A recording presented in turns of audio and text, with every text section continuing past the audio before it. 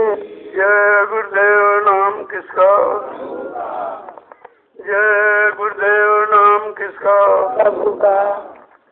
जय गुरुदेव नाम किसका, प्रभु का। प्रभु का प्यारा नाम। समृद्ध दाता दयालु पूज्य स्वामी जी महाराज,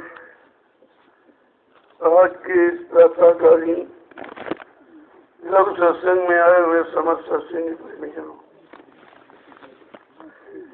जब कभी महापुरुषों की वाणी सुनने का अवसर मिला करे तो हम लोगों को जान लेना चाहिए कि हम सबों पर मालिक की दया हो रही है। बिना उसकी दया के यहाँ कुछ नहीं हो सकता और ना ही कोई कुछ कर सकता है। या पर दया भाई सदगुरु की कोई हुए निहाल और बाकी फंसे काल के जाल। जिन पर सदगुरु दयाल की महान दया कृपा मेहरबानी हो गई, काल माया से वही जीव बच पाते हैं या काल माया के देश से फंसे जीव निकल पाते हैं। हम आप कितने बड़े भाग्यशाली हो जो समृद्ध मालिक समय के मिले। उनसे समय का रास्ता जीवात्मा को जगाने का, परमात्मा से मिलाने का मिला। यह चीज कलयुग में जीवों के लिए महापुरुषों ने रखी है। अन्य युगों में नामदान नहीं था, मंत्र गुरुमत दीक्षा, लेकिन कलयुग में सीधा नामदान। क्योंकि अन्य युगों में जो यंत्र मंत्र बताते थे दक्षिणा लेते थे, यानी उस मंत्र की कीमत चुका लेते थे। लेकिन कलयुग का ऐसा अच्छा सुंदर समय आया कि महापुरुषों ने अपने नाम की दौलत लुटा दिया। इतना लुटाया कि सच्ची में काम किसी ने नहीं किया। इस नाम धन की कमाई सभी लोग अपने पास रखते, देता कौन है? यह है समृद्ध मालिक की दया, उनकी पहचान कि अपना अमूलक धन नामदान हम सबको बिना मांगे दे दिया और बिना किसी प्रयोजन के आपको अपनी शरण में ले लिया और गोद में बैठा लिया और नामदान दे दिया।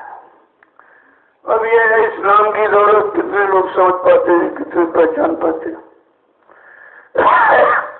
कितने लोग नाम की दौलत पाके कमाई करके अपना काम बना देते हैं, क्योंकि शरीर इंद्रियां भौतिक कार्य करेंगे। जो आत्मा से होगा वो अध्यात्म होता है। शरीर इंद्रियों के सभी कर्म लोग करते हैं। शुद्ध दारा और लक्ष्मी पापी के घर हो, लेकिन संत घर हरि कृपा गोस्वामी दुर्लभ हो। कार सुत माने बेटा पत्नी, धन दौलत जमीन मकान तो पापियों के पास भी है, लेकिन संतों का दर्श, उनके वचन समय से मिलना ये सौभाग्य की बात है। यह तो किसी किसी जीव को नसीब होता है। शरण में तो बहुत लोग आ जाते हैं, लेकिन शरण की महिमा समझते नहीं है। शरण में आ जाने के बाद जीव का काम समाप्त हो जाता है। वो तो जो शरण देता है वो सारा भार अपने सिर पे लेता है। ऐसे कोई किसी को शरण नहीं दे सकता। शरण का मतलब ही आत्म कल्याण है। लेकिन जब निश्चल होकर प्रेम प्यार मोहब्बत से जब उनकी शरण चरण को पकड़ोगे और वचनों को सुनकर अपने जीवन में उतारने का काम करोगे, तब आपको शरण और चरण दोनों का लाभ मालूम हो जाएगा कि आखिरकार, क्योंकि और कभी ऐसा रहा नहीं है। ये तो सतगुरु की शरण का महत्व है। आए शरण तजो नहीं ताही, जो समय से शरण में आ गया और उस पर दया नाम की हो गई, कहते फिर उसको कभी छोड़ते नहीं। वो कितनी दूर चला जाए, लेकिन वो डोरी उनके हाथ में होती है। जैसे डोरी समेटी फौरन जीव पिता के करीब खड़ा हो जाता। ये तो मानसिकता जीवों की, हम छोड़ दिया, वहां चले गए उनके पास उनके पास उनके पास, लेकिन तुम कहीं नहीं गए हो। जिसके हाथ में डोरी है तुम वही हो, तुमको डोरी दिखाई नहीं देती, और जिसके हाथ में वो भी दिखाई नहीं देता, इसीलिए जीव भ्रमित हो जाता है। तो जब आप सत्संगों में आओगे तो तुम्हारी समझ में सब आ जाएगा, क्योंकि सत्संग एक ऐसी युक्ति है जो तुमको भौतिक आध्यात्मिक दोनों की परिभाषा बता देगी, दोनों का लाभ क्या है भी बता देगा। यानी सब तरफ का लाभ आपको सत्संग में ही मिलेगा। इसलिए जब संत पधारे उन्होंने जीवों के कल्याण, आत्म कल्याण के लिए सत्संग जारी किया और कहा इस सत्संग पर चल पड़ो, वचनों को पकड़कर, तो ये तुम्हारी मंजिल बहुत आसान हो जाएगी। कितने युगों का भूला भटका जीव अगर शरण में आ गया और शरण को मजबूती से पकड़ लिया और विश्वास कर लिया तो काम बनने में देर नहीं है। लेकिन विश्वास ही तो खत्म हुआ है, और क्या हुआ? विश्वास और सच्चा भाव, सच्ची लगन, सच्ची तड़प, सच्ची विरह खत्म हो चुकी है, तो जीव बहुत दूर चला गया। अब काल ने अपने दायरे में फिर पूछ दिया, फंसा दिया उनको। वो बेचारे इस काल की चाल को समझ नहीं पाए कि हमको फंसाया है, कि हमको लाभ दे रहा। जो यहाँ का लाभ है वही फंसना है, और इसको कोई बिरला ही समझ पाता। सबकी इच्छा लाभ पाने की, मान पाने की, सम्मान पाने की है, लेकिन संत बहुत इससे बहुत अलग की बात करता है। लाभ और मान क्यों चाहे, पड़ेगा सब तुझे देना। कहा ये लाभ मान सम्मान ये भी काल का सामान है, अगर आपने प्रयोग किया है तो उसका परिणाम तो आपको भोगना पड़ेगा। उसने इसी चालाकी में कि मेरा भंडार खत्म न होने पावे और ये जीवात्माएं यहाँ से निकल न पावे, इतने झगड़े और झंझट उसने लगा दिए और कर्मों का ऐसा विचित्र जाल बना दिया, और तुम्हारे जनी जाल के चारों तरफ बड़े गहरे मजबूत पहरेदार, जिनको काम को लोग मोहकार कहते उनको लगा दिया। अब जीव की बस की बात नहीं कि एक पहरेदार से तुम झगड़ा कर सको, क्योंकि काम में सारी सच्ची फंसी पड़ी है। जब सब फंसे पड़े तो निकलेगा कौन? और अगर काम से तो क्रोध में फंस गया है। क्रोध से मतलब यानी लोभ और मुंह में चला गया, इसके बाद अहंकार आ गया। जब आया अहंकार किया कराया सब बेकार। जो कुछ आपने किया अगर अहंकार आ गया तो सब चला गया। अहंकार जैसा शत्रु जीव का कोई है ही नहीं, और ये सब के अंदर बैठा हुआ। कहने का मतलब है जब सत्संग वचनों को सुनोगे तो दोनों तरफ इधर और उधर यानी भौतिक आध्यात्मिक दोनों की जानकारी आपको मिल जाएगी। फिर आप दोनों जगह रहते हुए भी किसी में नहीं फंसेंगे, क्योंकि ये दोनों रास्ते हैं तो यहीं पर, लेकिन एक फंसाने वाला, यहीं पर रखने वाला, एक यहाँ से निकाल कर घर पहुँचाने वाला। इन दोनों रास्तों की जानकारी हमें आपको रखनी चाहिए। जो ऐसी जानकारी रखता उसको कहते हैं साधक, जिसने गुरु के वचनों को साधा और कुछ नहीं, उनके प्रेम प्यार मोहब्बत को पकड़ा और कुछ नहीं, उनके चरण शरण को पकड़ा और कुछ नहीं, और नाम अमूलक धन को पकड़ा और आत्मा के घाट पर बैठकर कमाई करने लगा। ये है पकड़। अब धीरे धीरे धीरे आपको दोनों पकड़ को डीली करना है। अध्यात्म तो इसलिए पकड़ा कि यहाँ से जाने का रास्ता वही है। जब उस रास्ते के बाहर निकल गए तो भी छूट गया था। नाम रूप दो ही सुपाधी, नाम और रूप ऐसे उपाधियां हैं, इनमें भी कुछ नहीं। जीवों के लिए काल ने इतनी मजबूत व्यवस्था फंसाने की बना रखी कि मृत्यु मंडल में किसी की हिम्मत नहीं है उससे झगड़ा कर सके, और अपनी बात अपनी डोरी छुड़ा सके।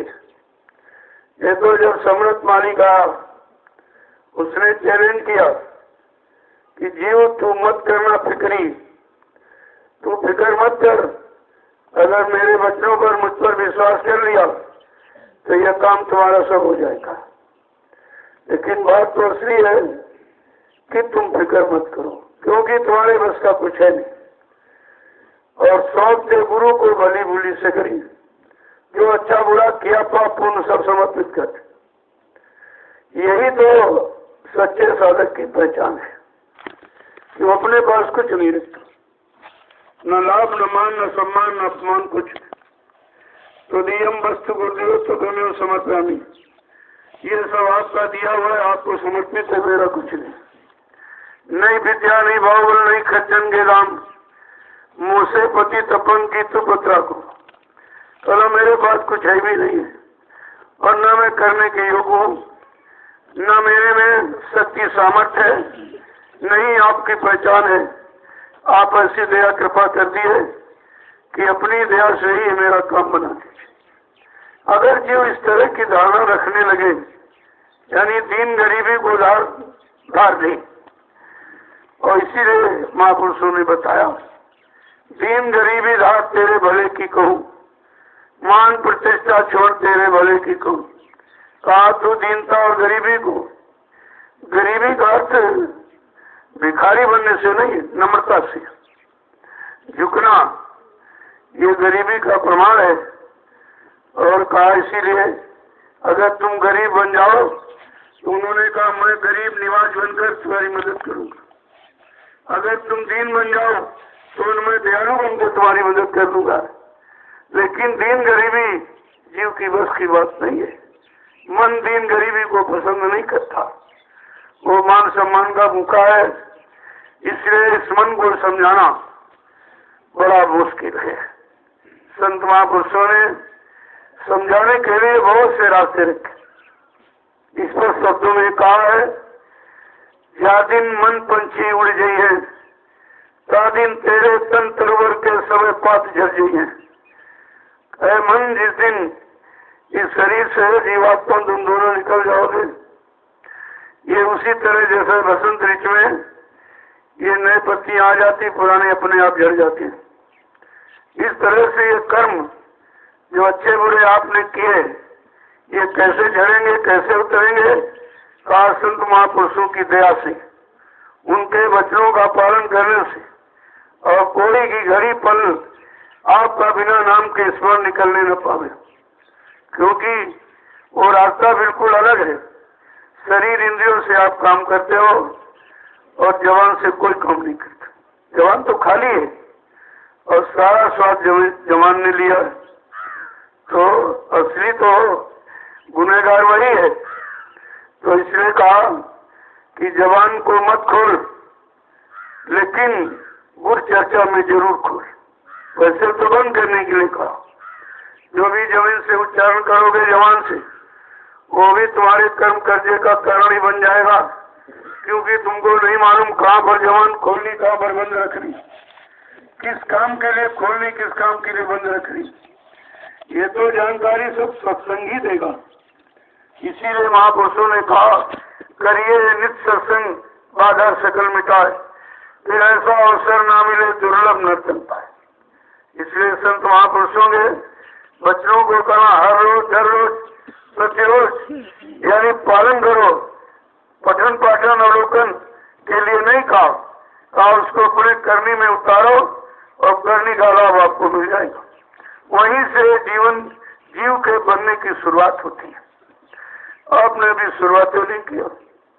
शुरुआत कहाँ से होती है, वहाँ खड़े नहीं हुए। किस तरह शुरुआत की जाती है वो जानकारी आपने ली नहीं। कहने का मतलब ये सब बिगाड़ हुआ। या दिन मन पंछी उड़ गई है, या दिन तेरे तन सरोवर के समय पात जलती है। कितनी बड़ी बात कही है। इस देही का धर्म न करियो, काग गीत जाको मांस खाइए। ये किसी प्रयोग में आने वाला नहीं है। जिन पुत्रन से ने करत हो, देवी देव मनी है, कहिए जल्दी करो सवारी काढ़ो, न भूत हो इधर खाइए, दिन मन पंछी उड़ जाइए। एक दिन तो ये पंछी निकल जाएगा, इस पंचभौतिक पिंजरे को छोड़कर चला जाएगा, और तुम्हारा जितना प्रयास प्रयत्न जो कुछ आपने किया यही सब धराशायी रह जाएगा, तुम्हारे काम आने वाला नहीं है। क्योंकि जिस काम में ये लगाना चाहिए, इससे लाभ मिलना चाहिए, वो तो लाभ यहाँ किसी ने आपको बताया नहीं, किसी को मालूम ही नहीं। अरे जिसने किया, करनी करके उसको पाया और लाभ भी प्राप्त किया, वही जब मृत्यु मंडल में दया कृपा मेहरबानी करके आएंगे, तब जीवों को उस लाभ से वाकिफ कराएंगे, लाभ दिलाएंगे। तो कहने का मतलब बड़ा विचित्र खेल है। काल माया ने ऐसी विचित्र रचना ही बनाई, कर्मों का हिसाब और माया का प्रसार, ये दोनों बड़े विचित्र हैं। और इन्हीं को समझाने के लिए संत महापुरुष आते हैं और सत्संग बच्चों के द्वारा सारी जानकारी आपको दे देते। लेकिन तुमने बच्चों को पकड़ के रखा नहीं, बच्चों की कीमत आपने समझी नहीं। जब कीमत नहीं समझी तो उसको पकड़ोगे कैसे आप, उसमें दृढ़ता मजबूती कैसे आएगी। एक वचन को बड़ी सावधानी के जब सुनोगे तब धीरे धीरे धीरे तुम्हारा मन उधर से हटेगा, इधर डटेगा। उधर से मतलब यानी हट करके इधर लग जाएगा, और उधर का धीरे धीरे संभान समाप्त हो जाएगा, और इधर की तरफ पूर्ण जानकारी करके अपने मंजिल को तय करने लगेगा। काम तो हमें आपको ये करना था, लेकिन सब आप भूल गए, आपकी समझ में कुछ आया ही नहीं सब क्या है। तो सत्संग का मतलब यही है कि सही सच्चे रास्ते पर चल पड़ो और अपने सत्यदेव सचखंड अनामी धाम प्रभु धाम पहुंच जाओ। सत्संग का तो मतलब ये है। और तुम समझते हो सत्संग कोई सांसारिक कार्य करा देगा, सांसारिक काल माया का सामान दिला देगा। अगर काल माया का सामान दिला फिर सत्संग को, वो सत्संग तो सत्य की तरफ मुड़ने वाला, और सत्य लोग जहाँ की जीवात्मा रहने वाली है उसी देश की तरफ ले जाने का काम सत्संग ही करता है। पिछले युगों में कथा वार्ता सुनाई जाती थी, जिसको कहते कीर्तन। कीर्त माने यश, तन माने शरीर से जो कर्म किया, यश कमाया, उसका यहाँ गुणानुवाद लोग कर रहे। लेकिन उसका गुणानुवाद करने से तुम्हारा लाभ थोड़ी हो जाएगी। किसी की बात कहने से और किसी की बात सुनाने से तुम्हारा लाभ नहीं होगा, और जिनको सुनाओगे उनको भी लाभ नहीं होगा। लाभ तो उनको होगा जो वचनों को सुनकर अपने जीवन में उतारने का काम करते हैं और एक एक वचन अपने जीवन का आधार बनाते हैं, उनको सत्संग का लाभ मिलता है। इसलिए बड़े सावधानी के साथ इन वचनों को सुना करो, जाग कर चेत कर होश में, बेहोशी में नहीं, काल माया की गफलत में नहीं, बिल्कुल जाग कर चेत करे के वचन को सुनो, फिर उसको गुनो और धुनो, तब तुम्हारी समझ में आ जाएगा कौन सा वचन मेरे लाभ का है, कौन सा वचन यानी मेरे नुकसान का है। नुकसान तो हो ही नहीं सकता, लेकिन जब समझ में कमी है तो अच्छे वचन भी खराब लगते हैं। जिनको जानकारी नहीं है या काल माया के सामान को पकड़े बैठे और निरंतर उसी की को पकड़ने के लिए दौड़ते हैं, वो जीव सत्संग बच्चों को कभी नहीं सुन पाए, ना सत्संग का लाभ उठा पाए। आपको कितना अच्छा अवसर मिला है कि आप इस तपोभूमि पर तीनों काम कर रहे हैं, सत्संग भी सुन रहे हैं, सेवा भी कर रहे हैं और भजन भी कर रहे हैं। ये तीनों काम अन्यत्र कहीं नहीं। तुम हिंदुस्तान में कहीं चले जाओ, तमाम मत और फिरके अपने निजी स्वार्थ मान सम्मान के लिए लोगों ने बना रखा, लेकिन ये व्यवस्था कहीं नहीं मिलेगी कि भजन गाया जाए, सेवा में लगाया जाए और असली सत्संग बच्चों को सुनाया जाए। ये आपको कहीं नहीं मिलेगा।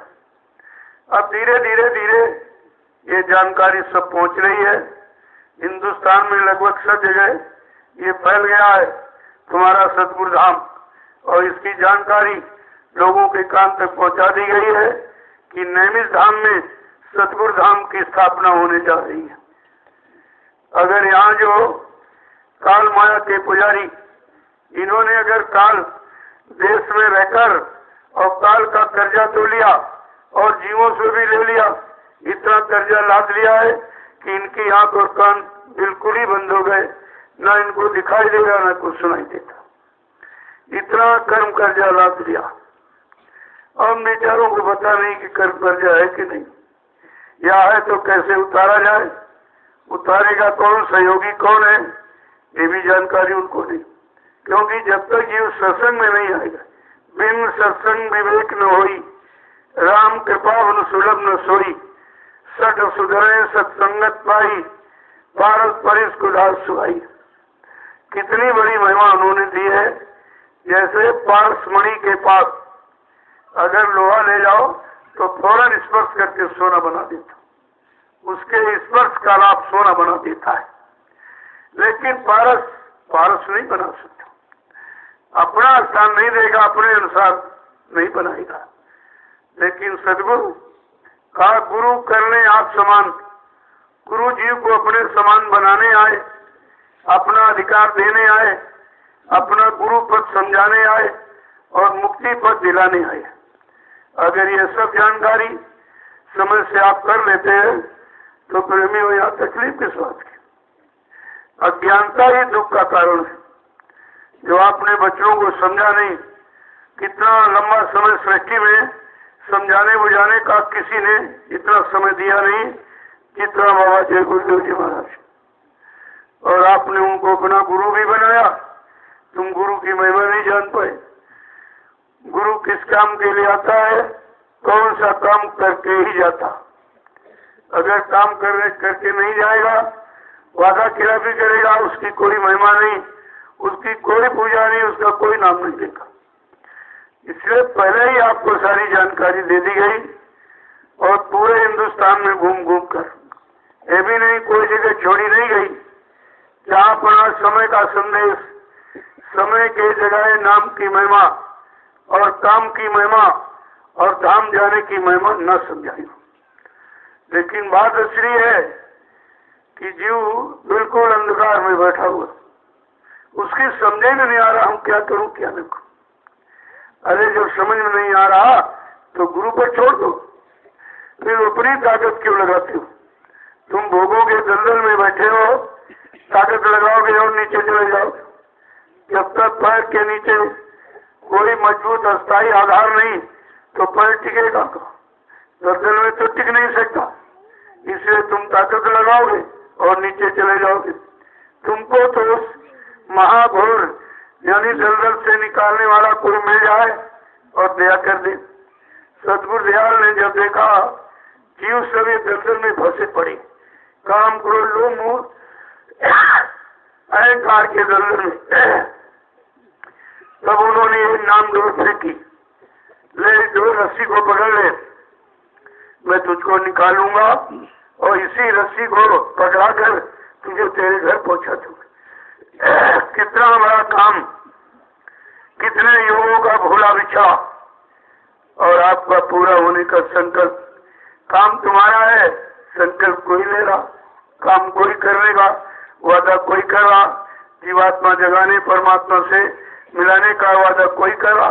अरे तो काम तुम्हारा नहीं जी, तुम्हारा काम कौन करेगा? जिसने अपना काम कर लिया वो तुम्हारा काम कर सकेगा। जो अपना काम नहीं कर पाया, इसी काल माया के सामान को पकड़ने में लगा है, वो तुम्हारा ये आध्यात्मिक कार्य कैसे करा देगा? वो तुम्हारी जीवात्मा को कैसे जगा के परमात्मा से मिला देगा? यही पहचान है काल और दयाल के जीवों की। अगर आपके पास एक पहचान होती तो काल का कोई जीव तुम्हें दयाल की शरण चरण से हटा नहीं सकता, उनकी दया से वंचित नहीं कर सकता था और परमात्मा सेवा से भी आपको नहीं हटा सकता और नाम की कमाई से भी दूर नहीं कर सकता। लेकिन आपने तो सब छोड़ ही दिया, तुम्हारे पास कोई पहचान नहीं। यहाँ भी लोग आए, अभी कुछ नहीं, कभी तो तमाम सो रहे पड़े, क्या मतलब निकल, सोते सोते जीवन निकल गया और सोते रह जाओगे, फिर कभी जागने का अवसर मिलेगा नहीं। जब जगाने वाला आएगा तभी तो आवाज लगाएगा, तो आप जगो। यहाँ तो सब खुद ही सोए हुए, वो तुम्हें क्या जगाएंगे? जो काल माया की गफलत में पढ़ करके इतना सो गए हैं कि उनको जगने का मौका ही नहीं है, और यहाँ जगाने की आवाज लगाई जा रही। तो आवाज तो सुनने वाला कोई न कोई जरूर है, ऐसे आवाज थोड़ी लगाई जाती। जो सुनेंगे अपना काम बना लेंगे, जो बुला देंगे वो भूल भुलैया में फंस के ही रह जाएंगे। तो आपको बड़े विचार से ये काम को करना चाहिए। और ये 88,000 ऋषियों की तपोभूमि है। 88,000 ऋषियों ने तपस्या करके इस भूमि को इतना पवित्र बना दिया। इस भूमि के अतिरिक्त कहीं पर जीवात्मा का जागरण नहीं हो सकता। संदेश तो सब जगह दिया गया, नामदान सब जगह सुनाया गया, लेकिन कहा कि तीर्थवर नैमिष विख्याता अति पुनीत साधक सुखदाता। ये नैमिष धाम अत्यंत पावन पवित्र है, जो सृष्टि का केंद्र बिंदु है, जहाँ 88,000 ऋषियों ने हजारों वर्ष तपस्या करके इस जमीन को पाक साफ निर्मल पवित्र बना दिया। और आगे संत महापुरुष कलयुग में आएंगे, उनको जमीन बनानी नहीं पड़ेगी, वो समय से उसी जमीन पर आ जाएंगे और धीरज से काम की शुरुआत कर देंगे। अब आपको तो ये मालूम नहीं है किस काम की शुरुआत हो रही, लेकिन जब तुम सेवा में लगे हो जरूर देख रहे हो कि मेरा मन अब कहीं नहीं जा रहा। अब तो उसने एक आधार लक्ष्य बना दिया कि हमको 25 डलिया मिट्टी डालनी, बस उसी को देख रहा सभी जरूर जाकर अपना बंद।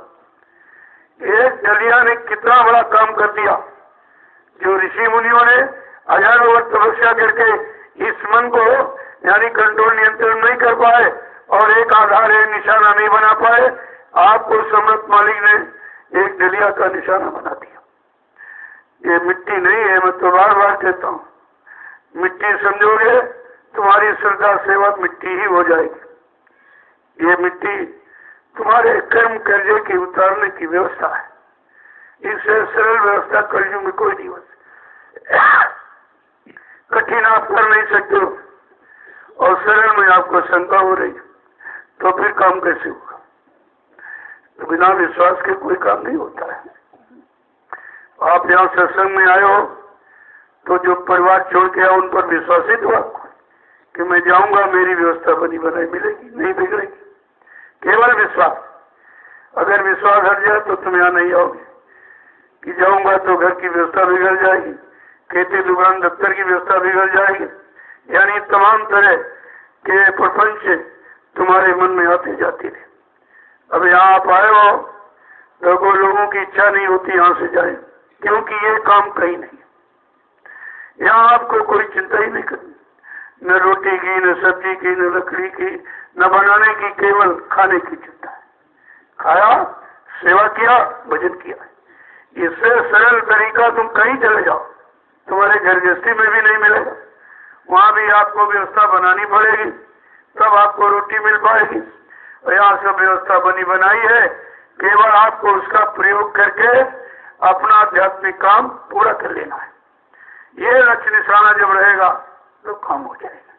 ये भूमि ऐसी है, अभी क्या जैसे जैसे तुम्हारे विचार शुद्ध पाक होते जाएंगे, आपको इस जमीन से ऑटोमेटिक लगाव हो जाएगा। इस जमीन में मैग्नेटिक पावर, चुंबकीय शक्ति है जो जीव को खींच लेगी। लेकिन वही बात, सिक्का जब चुंबक के अनुसार होगा तभी पकड़ेगा। कितना खुशनुमा सुंदर सिक्का ले जाओ चुंबक के पास, अगर उसके अनुसार उसमें गुण नहीं है तो नहीं पकड़ेगा। इसी तरह जीवों को पकड़ा जब जाएगा जब जीवों को अपने समान बना लेगी। पाक साफ निर्मल पवित्र सारे कर्म कर्जों को उतरवा देंगे सेवा के द्वारा, और नाम की कमाई में लग करके ये सब अपना काम अपने घर जाने का पूरा कर देगा। जय गुरुदेव, जय गुरुदेव। तो मेरा स्वास्थ्य बहुत खराब है, मैं फिर भी इच्छा रखता हूँ मिलने की वजह आए हैं प्रेमी, तो उससे मिलना है, सेवा कर रहे हैं तो उनको उसका प्रसाद नहीं देना, ये सब मैं आपके सामने कर रहा हूँ। क्योंकि वचनबद्धता बहुत बड़ी जिम्मेवारी होती है। जो वचनों में बंधा है, गुरु वचनों में, वो गुरु के वचनों से अलग हो ही नहीं सकता, और जो भी काम है उन्हीं को आगे रख के करेगा, बगैर उनके यहाँ कोई कुछ कर नहीं सकता। अगर ये ऋषि मुनियों का विषय होता, जिनको भगवान कहते हो तारी शक्ति रामकृष्ण का विषय होता, तो संत महापुरुषों को आने की क्या जरूरत थी, वही काम सब कर डालते। लेकिन नहीं, आत्मा का काम काल शक्तियों के वश का नहीं है, वो तो दयाल शक्ति, आत्मा दयाल देश की है। जब उसके देश घर मुकाम मंडल लोग से कोई आएगा इधर मानव तन धारण करके, वो इनको जगाएगा, वो चिताएगा, वो कोई न कोई ऐसी सरल सेवा युक्ति बता देगा और उसी में लगाकर काल का कर्जा उतरवा देगा और धीरे से जीवात्मा को निकाल कर घर पहुंचा देगा। अब ये काम आहिस्ते आहिस्ते हो, क्योंकि एक बार की तुम टूट जाओगे तो पकड़ा आपने छोड़ नहीं सकते हो। अब छुड़ाने का तरीका जिसके पास है, जब कोई बड़ी चीज उसके सामने आधार बना के खड़ी कर दी जाएगी, तभी छोटी चीज को अपने आप उतार के फेंक दोगे। लेकिन किसी जो चीज को छोड़ने के पहले उससे सामने सच्ची अच्छी बड़ी चीज होनी चाहिए, अपने आप छोड़ दोगे। मान लो आपका मकान एक मंजिल का है, कहा जाए मकान छोड़ दिए तो कहे वाह मकान छोटे रहेंगे कहाँ। अगर बगल में 3 मंजिल का बता दिया जाए उसको छोड़ो, इसमें चले जाओ, इसमें तो बड़ी जल्दी छोड़ेगा, क्यों तो अच्छी बात, तुमको बहुत बड़ा मिल गया। इसी तरह जब तुमको अपनी असली मंजिल का ज्ञान हो जाएगा कि हमारा सच्चा घर मुकाम कितनी मंजिल का है, कितनी ऊंचाई पर, कितनी दूर है, तभी तो आप उसको पकड़ने की कोशिश करोगे और पहुंचने के लिए किसी न किसी सहयोगी हमदर्द की तलाश करने लगोगे। ऐसे आप कर कुछ नहीं सकते। अरे आप पड़े रहो तभी काम, तो ऐसी जमीन ही है, इतना मेहनत, कितने हजार वर्ष तक बेचारे ये 88,000 ऋषि एक बार खड़े रहे, न भोजन लिया न पानी लिया, और मतलब यानी प्रकृति के सारे खड़े रहे। लेकिन असली बात तो ये है, बिना गुरु का चेहरा और बन फिरे अकेला। अगर इनका कोई समृद्ध गुरु होता तो तपस्या का लाभ जरूर दिला देता। इस तपस्या में केवल उतना लगाता जिससे मन के विकार खत्म हो जाए, भोगों से लोग हट जाएं और सही सच्चे रास्ते पर खड़े हो जाए। इस जानकारी का नाम ही तो तपस्या है। तपस्या, अस्या माने आशाएं, इच्छाएं, भोग वासनाएं, इनको तप माने जला देना ही तपस्या है। शरीर को सुखाना, कष्ट देना, अरे तो साधन है। शरीर तो साधन, जब साधन खत्म कर दोगे तो तुम अपनी मंजिल को कैसे पाओगे। इसलिए कहा साधन धाम मोक्ष कर द्वारा पाया ने जो परलोक समारा। कहा ये शरीर साधनों का धाम, इसमें एक मोक्ष का दरवाजा है। 9 दरवाजे आप सभी लोग जानते हो, 2 आंख के, 2 कान के, 2 नाक के, नीचे मल यानी मूत्र के, गुदा इंद्री, ये तो आप जानते ही हो। लेकिन कहा कि भाई ये तो 10वां द्वार क्या है। जब 9 दरवाजों को छोड़ दोगे और 9 दरवाजों में तुम्हारी शक्ति जो बर्बाद हो रही, अगर उसको रोक लोगे तो 9 के प्रेशर से 10वां खुल जाएगा। इसलिए आपको ब्रह्मचर्य का उपदेश दिया जाता, नियम संयम में रहने का उपदेश दिया जाता। उस शक्ति को जो शरीर की सबसे अमोलक, उसको संभाल के रखो और यही शक्ति परमात्मा के मिलने में सहायक बन जाएगी, जीवात्मा को जगाने में सहयोग कर देगी। क्योंकि जब भोगों में फंस गए, अब कहते हो शरीर काम नहीं दे रहा, हाथ पैर नहीं उठ रहे, न कान से सुनाई दे रहा, न आँख से दिखाई दे रहा, मतलब यानी सब तरफ से बेकार हो गए। लेकिन फिर भी ये नहीं समझ पा रहे हो इस शरीर को बेकार किया किसने। उस दुश्मन को पकड़ो जिसने तुम्हारे शरीर को बर्बाद किया। वो दुश्मन कौन है? तुम्हारा मन। पहले ईगो में मन था, लेकिन कलयुग में आज मन दुश्मन हो गया। यही अच्छे बुरे पाप पुण्य कर्मों की सलाह देता है और इसी में 24 घंटे आपको लगाए रखता है। और जब तक सारी शरीर निचोड़ नहीं लेगा शरीर की ताकत, तब तक तुमको छोड़ेगा नहीं। और इस राज को कोई बिरला ही समझ पा रहा है कि ये मन हमारा है किसी और का है। जब दूसरे का हमारे घर में कोई आदमी रहेगा तो यहाँ की सिक्रेसी आउट करता रहेगा, यहाँ की असलियत को बता देगा और धीरे धीरे और तुमको असलियत से अलग भी कर देगा। कुछ नहीं करना, केवल आपको शैतान को पकड़ के रखना। उसकी पकड़ के लिए आपके पास कोई शक्ति नहीं है तो उसका कोई न कोई जरिया बना दिया जाता कि इसको अगर हटाना है तो कोई ऐसी व्यवस्था भूमिका बना दो, उसमें लगा दिया जाए, क्योंकि इसको कोई न कोई सामान पकड़ने का चाहिए। इसकी पुरानी आदत है पकड़ने की, तो चलो भोगों से छुटकारा दिला के इस नाम योग की साधना पकड़ा दो, इसमें लग जाएगा और ये जल्दी ही कभी खत्म नहीं।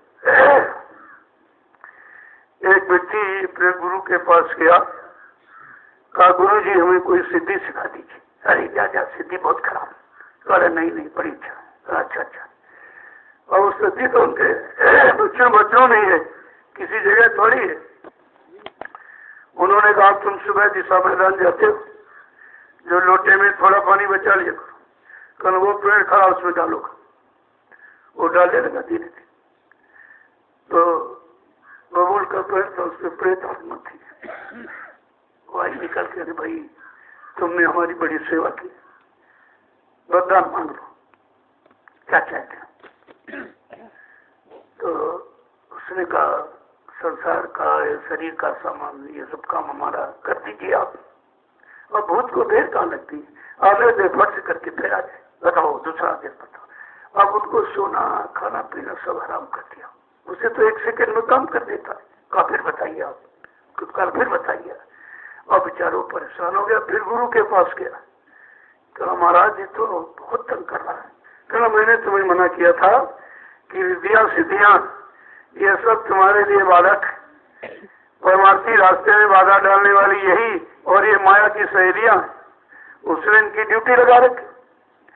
कहा महाराज इससे बचने का उपाय बता दीजिए। कहा अच्छा। कहा जो मैं काम देता हूँ 1 मिनट के आ जाते। कहते दूसरा काम बताओ। फिर क्या करो, तीसरा बताओ। ना सोने देता न खाना खाने चैन नहीं लेने तेरा। कहा भूत का काम ही यही होता है। कहा अच्छा ठीक है, जाओ एक बांस गाड़ दो, लंबा सा बांस गाड़ो। जब वो पूछे काम बताओ, कहा तुम्हारा काम यही, इस बांस को चढ़ो उतरो। ये काम कभी खत्म नहीं होगा और तुम इससे फुर्सत पा जाओगे। ठीक उसी तरह मन के लिए आधार ये बांस नाम गाड़ा गया, इसी कमाई में लग जा, मतलब यानी तो तेरे को कभी मौका नहीं मिलेगा जब तक जीवात्मा नहीं जगेगी और तो भी होश में नहीं आएगा और तब तक सारे काम बंद नहीं हो।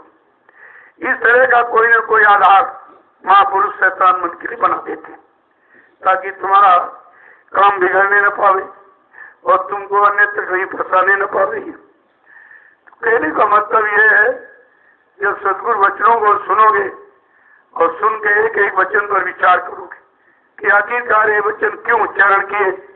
अभी तो यहाँ पर किसी ने उच्चारण किया नहीं। काल माया कहते तो बहुत पुराना है, तमाम युग निकल गए, किसी ने ये रास्ता नहीं बताया। तो कहा कि भाई उनकी मौज है, वो जीवों को निकालना चाहते हैं, काल माया के देश से निकाल के घर पहुंचाना चाहते हैं। ये तो उनकी दया का यानी मतलब व्यक्तिगत ये दया का उनका ये भूमिका है उनकी। वो बता दिया आपको, चलो। अब आप मिट्टी डालते हो तो क्या इसमें कोई किसी तरफ देखता नहीं है अपनी सुनी में, अड़ोसी पड़ोसी कौन क्या है कुछ नहीं। अपना निशाना है कि हमको एक आदेश मिला है कि कर्म कर्जा उतारने का, कहा 25 डलिया मिट्टी दो। ये 25 ज्यादा भी लोग डाल दे तो 100 डलिया डालते, लेकिन 25 से कम नहीं। जो लोग कमजोर हैं तो सुबह शाम दोनों मिला के 25 डाले, और कुछ नहीं कर सकते तो 1 ही डलिया डालो। लेकिन जितना करोगे मजदूरी उतनी पाओगे। फिर आप ये नहीं कर सकते हो कि मतलब उन पर दया हम पर क्यों नहीं, अरे तू 25 डेलिया रहा, तुम एक डाले तो 1 डेलिया वाली दया मिलेगी तुमको, 25 वाली थोड़ी मिल जाएगी। तो बात को भी समझते नहीं, सब जगह बराबरी करते रहते हैं, इसको क्यों कर दिया, इनको ऐसा क्यों ये दे दिया, वो दिया। अरे भाई जो जिस लायक है उसको वही तो दिया जाएगा। तुम भी लायक बन जाओगे, तुमको भी मिल जाएगा, और जब लायक बन को लेगो तब तुम संभाल के रख सकते हो। अगर लायक नहीं बने, दे दिया जाए तो फेंक हो गया। और यही हुआ, मथुरा में कितने लायक थे, 45 करोड़ों को नामदान दिया, एक भी कोई लायक निकला जो अपने गुरु को पकड़ के रहता, उनकी चरण शरण में रहता। जब ये लिखा बिन गुरु भवनी तरह में कोई, जो विरंच शंकर सम होई, चाहे ब्रह्मा विष्णु महादेव के समान, यानी कोई धनवान बलवान बुद्धिमान क्यों नहीं बन जाए, लेकिन भवसागर बिना सतगुरु के कोई पार नहीं कर सकता। अगर भवसागर पार करने की इच्छा से गए होते तो तुम अपनी जगह खड़े रहते, और जो भवसागर में पुनः फिर गोते लगाने गए, और देखो बात के गोते लगा रहे हो। इन जीवों की समझे में इनको कुछ नहीं आ रहा कि हम कहाँ गए थे फिर वहीं आ गए। अरे यहाँ तो पहले भी फंसे थे, वहीं से निकाल कर तुमको सही सच्चे रास्ते पर मालिक ने खड़ा किया, और फिर तुम उस रास्ते को भूल के फिर वहीं पहुंच गए। तो यही तो है कि जीव की समझ में कहा था। अगर वचनों को समझ लेता कि हमारा कल्याण, हमारा उद्धार, हमारा लाभ कहाँ है, वो जगह कोई नहीं छूटता। लेकिन आपने समझी कहा, समझ लेते तो काम बन जाता, और समझाने के लिए ही महापुरुष आते हैं। एक महात्मा जी थे, तो अपने शिष्यों को गुरु की महिमा और उनके जगह नाम की महिमा बताने के लिए कहा चलो इनको ले चले, तो आश्रम छोड़ के चल दिए। जब चल दिए तो जेठ का महीना था, बड़ी कड़ाके की धूप, तो दोपहरी में एक पेड़ के नीचे गुरुजी बैठ गए। दोनों चेले कि मैं महाराज हमको तो बहुत तेज भूख लगी, ऐसा करो जाओ गांव से रोटी मांग के ले आओ। कहा सरकार ऐसे रोटी कौन दे देगा। अच्छा अच्छा। जब जाना गांव में, दरवाजे पर आवाज लगाना, गुरु हमारे बंदी चोर, गुरु हमारे बंदी चोर, सत्यनाम साहब बंदी चोर, ये आवाज लगाना। अब ये नहीं समझ पाए कि आवाज लगाने को कह रहे हैं, आवाज तो यही दे रहे हैं, इन्हीं की आवाज को हम जाके वहां दोहराएंगे, हमारी तो कोई आवाज है नहीं उसमें। इसका मतलब इनकी आवाज से ही जीव जगेगा, हमारे सुनाने से नहीं। आवाज तो किसी की है, जैसे एक इस माइक में हम बोल रहे हैं, इसमें तो कुछ है नहीं, हम बोलेंगे वही ये बाहर फेंक देता, ये खुद कुछ नहीं करेगा, खुद तो ये जड़ है, ये चेतन का काम नहीं करेगा। लेकिन जब चेतन अपनी आवाज इसमें डालेगा तो ये आवाज सब जगह फैल जाएगी। बस इसका इतना ही काम, आवाज को फैलाने, इसीलिए इसको ध्वनि विस्तारक कहते। ध्वनि को, आवाज को विस्तार में बाहर फैला देते। बाकी तुमको इसमें कुछ रखा, ये विद्वान है, इसके पास सब कुछ तो कुछ। इसीलिए बाबा जी ने सन 1980 से कहना शुरू किया कि आगे कोई ऐसी व्यवस्था भूमिका बना दूंगा, उस पर आप चलने के लिए तब तक मजबूत हो जाओ। तो 24 मार्च सन 1980 को, यानी 83 में आपको बना दिया। 24 मार्च सन 1980 को दूरदर्शी की स्थापना करते का एक आवाज ऊपर से आई है, इस आवाज से संपूर्ण विश्व की व्यवस्था ठीक हो जाएगी। दूरदर्शी अब वो नकल कर रहे लोग, किसने आवाज सुनी, ये तो विषय उसका है, वही दूरदर्शी है, वही सारी समस्याओं से तुमको निकाल कर अलग करेगा, वही तुम्हारी बीमारी, महामारी, कष्ट, मुसीबत, आपत्ति, प्राप्ति, प्रकोपों से बचाएगा, वो दूर रखेगा। यार सब नकल करने लगे, बहुत मार पड़ेगी। महापुरुषों की नकल मत करो, क्योंकि तुम्हारे पास वो अकल नहीं है कि उनकी नकल कर सको। अगर अकल नहीं है तो आने वाले ये प्रेमी तुम्हारी शकल बिगाड़ देंगे। तो सतगुरु के वचनों को तूने उच्चारण क्यों किया, तेरा तो विषय है नहीं, तुमको तो केवल वचनों को अपने सर्स पर लागू करने का, अपने जीवन उतारने का आदेश था। ये सुनाने और गाने बजाने का आदेश नहीं था। लेकिन अब जीव बेचारा भारी मान सम्मान में फंसा है। अध्यात्म में आकर भी वही भाव उसका बना हुआ। कहीं गुरु वचनों को सुनाने गया तो वहां धन दक्षिणा देने लगा, सामान लेने लगा। वचन किसी के हैं, केवल सुनाने का। इतना बड़ा लाभ जो ले रहे हो, ये वचनों की बिक्री कर रहे हो, वचनों का निरादर हो रहा, और ये कर्म कर्जा तुम्हारे पर चल रहा है, तुमको डबल नुकसान उठाना पड़े। वचनों का तिरस्कार, उसका दंडलक। उन वचनों को सुनाकर कमाई करो, ये दंडलक। इसलिए संत मत में कुछ बोलना ही नहीं, कहना ना बोलना, कुछ ताले जुमा पर रखना, चुटकी का खेल, अपनी चुटकी बजा दिखाना। ये इतना बड़ा काम है जीवात्मा को जगाने, परमात्मा से मिलाने का। यहाँ किसी ने कर ही नहीं पाया। काम है, ये काम तुम्हारा चुटकी बजाते कर दूंगा, लेकिन तुम अपनी जगह खड़े रहो, जो कहा जाए उसमें लगे रहो। धीरे धीरे ये खराब समय इसी सेवा और सत्संग सुनने और भजन करने में निकल जाएगा। आगे सतयुग आ रहा है। सतयुग योगी सब विज्ञानी, करी हर ध्यान तरह भोग प्राणी। सतयुग में सभी विज्ञानी होंगे। सतयुग में आपका काम होगा। कलयुग में तो आपको सुधरने का मौका दिया गया। इस कलयुग जब तक है, सुधर लो, और सतयुग आने पर तुम्हारा काम शुरू हो जाए। अगर आप सुधरे नहीं तो ये कार्य तुमको समेट के ले जाए। चलो भाई चलो, तुम हमारे जीव हो, हमारा सामान तुमने प्रयोग किया है, कितने युगों से करते चले आ रहे हो, लिहाजा मैं आपको छोड़ूंगा नहीं। तभी कहा कलयुग में कलयुग जाएगा और कलयुग में सतयुग आएगा।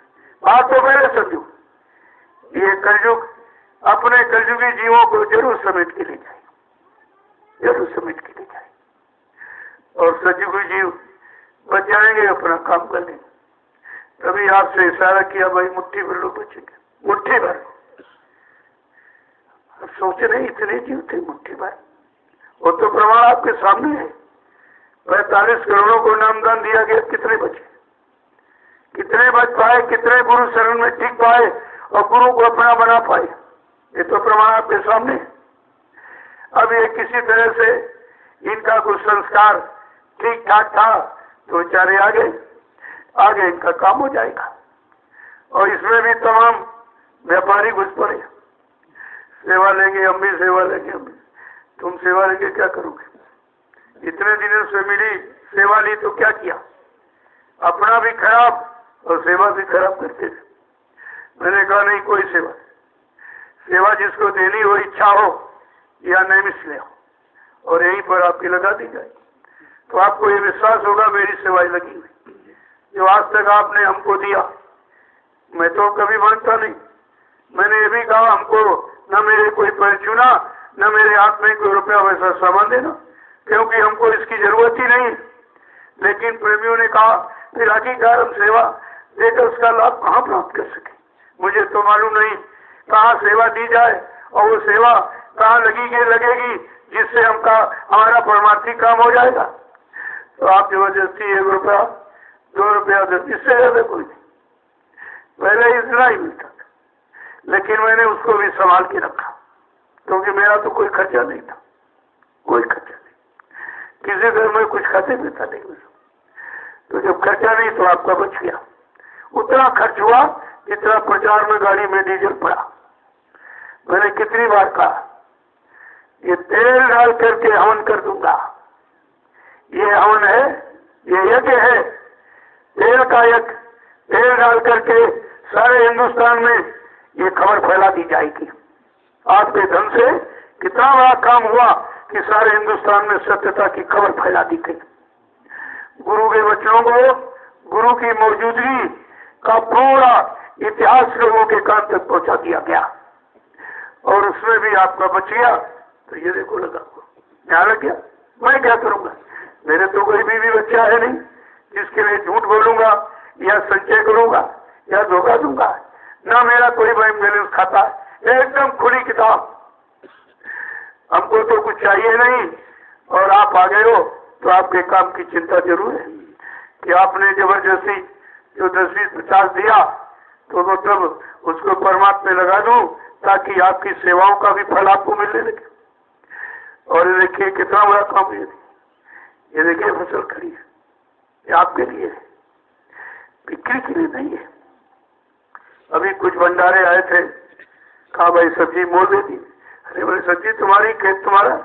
अब ये है कि अगर कुछ सेवा भाव रखकर कुछ देना चाहते हो तो कुछ दे दो, बाकी सब्जी इसका प्रयोग कीजिए, सबको खिलाइए। आप कोई व्यापार आप थोड़ी खोला गया। और जब कुछ सेवा दे दोगे, वो सेवा से जैसे दाल है ये चीजें खरीद ली जाएगी। ये सब भंडारे के काम, जो सेवा दोगे वो भी भंडारे में, और ये जो यहाँ ये भी भंडारे का सब। यहाँ ऐसा कोई व्यापारिक कार्य नहीं है, ना मैं करता हूँ ना सलाह देता हूँ।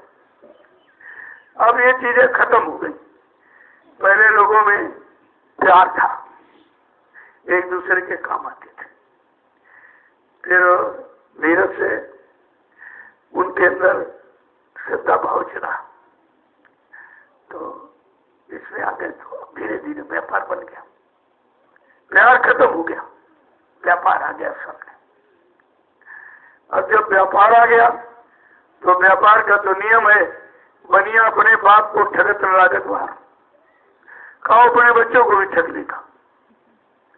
व्यापार का मतलब ठगी चला, इसमें कोई अच्छी चीज नहीं है। अब तुम्हारी समझ में नहीं आएगा। जब कहा दिया चलो भाई 25% आप ले लो, तुम्हारी बात जोड़ तुम्हारा किराया भाड़ा ये सब निकाल करके आप वस्तु दे दीजिए, तो सेवा भी तुम्हारी हो जाएगी और उनको सामान मिल जाएगा, तुम्हारा परमात्मा निकलेगा नहीं। ये सब ध्यान में रख करके जब काम करोगे तो कोई काम यहाँ गलत है ही नहीं। जब तुम्हारी विचारधारा गलत हो जाएगी और दूसरों को लूटने और ठगने और मतलब यानी छल कपट की, तो वहीं से तुम्हारा परमात्मा खत्म होने लगेगा। अब इन विचारों को पता नहीं, आए थोड़ी देर रुके बके, फिर उसी काल माया यहाँ से निकल के आए और उसने फिर इनको समेट लिया, वही चले गए। यहाँ एक दिन का समय भी नहीं देते, तो मिलेगा क्या? आने जाने में कुछ नहीं होगा, बाद में खाली रह जाओगे। यही कहोगे हमको मिला नहीं, हमको दिया नहीं जाता। देने वाला जबरदस्ती ले लेता है सेवा के द्वारा। सेवा करके हुक्म आदेश का पालन करके वो तो जबरदस्ती नया लेने का अधिकारी बन जाता है। लेकिन अब इनकी समझ में कहाँ आएगा, क्योंकि ये दोनों हाथ एक में स्वार्थ पकड़े और परमात्मा को पकड़ना चाहते। हमने भाई दोनों रास्ते एक साथ चली, समानांतर रेखाएं कभी मिलती नहीं, रहती तो साथ साथ और साथ साथ चल रही, लेकिन एक दूसरे में मिल नहीं सकते। इसी तरह से ये भौतिक अध्यात्म एक साथ नहीं चल सकता, आपको एक तो छोड़ना ही पड़ेगा। अब अध्यात्म छोड़ दो तो फंसे पड़े सभी। देखो, और धीरे धीरे आपको छुड़वाया भी नहीं जा रहा, समझाया जा रहा कि धीरे से इस सामान का प्रयोग करके अपने अध्यात्म की कमाई कर लो, तो भौतिक आध्यात्मिक दोनों तुम्हारे लिए लाभकारी सिद्ध हो जाएंगे। अब ये उसी में सराबोर है बेचारे, 24 घंटे उसी में चिंता, कैसे आएगा, कैसे मिलेगा, किसको लूट ले, किसको ठग ले, किसकी बीमारी, किसको धोखा दे दे, किसकी चोरी, किसका कत्ल कर दे, सब इसी विचारधारा में डूबा पड़ा हुआ समाज क्या करेगा। ये अनैतिक कार्य कभी सफलता का प्रतीक नहीं होता है, और तुम सफलता का अर्थ ही नहीं जानते हो। जीवन सफल हो जाए, जीवात्मा का कल्याण हो जाए, ये मानव जीवन की असली सफलता है। और यहाँ 10-20 हजार करोड़ इकट्ठा करना सफलता हो गई, ये मिल गया गला, ये मिल गया वो, अरे कुछ नहीं मिला। अगर तुम्हारा हो तो तुम्हारे साथ जाना चाहिए, कि तुम्हारे साथ क्यों नहीं जाता। तुम्हारा शरीर से जीवात्मा निकली तो सब सामान ही पड़ा है, कि कोई भी तुम्हारे साथ 1 इंच जमीन नहीं गई, मकान भी नहीं गया, दुकान भी नहीं गई, नौकरी भी नहीं गई, पति पत्नी बाल बच्चे कोई नहीं गया। वो मंजिल तुमको अकेले ही तय करना पड़ेगी। और उस मंजिल का साथी बना लो तो सही हो जाएगा। उसका साथी कौन है? का संगी साथी गुरु को लेना, भेद इन्हीं का जाना है। स्मृत शब्द का साधन करके अपने घर चल जाना है, फंसना नहीं देश बिरादा। कहा इसमें फंसो मत, तुम्हारा नहीं। आ गए हो धीरे से, उसके दिए सामान का प्रयोग कर लो, प्रयोग करके उसको वापस लौटा दो।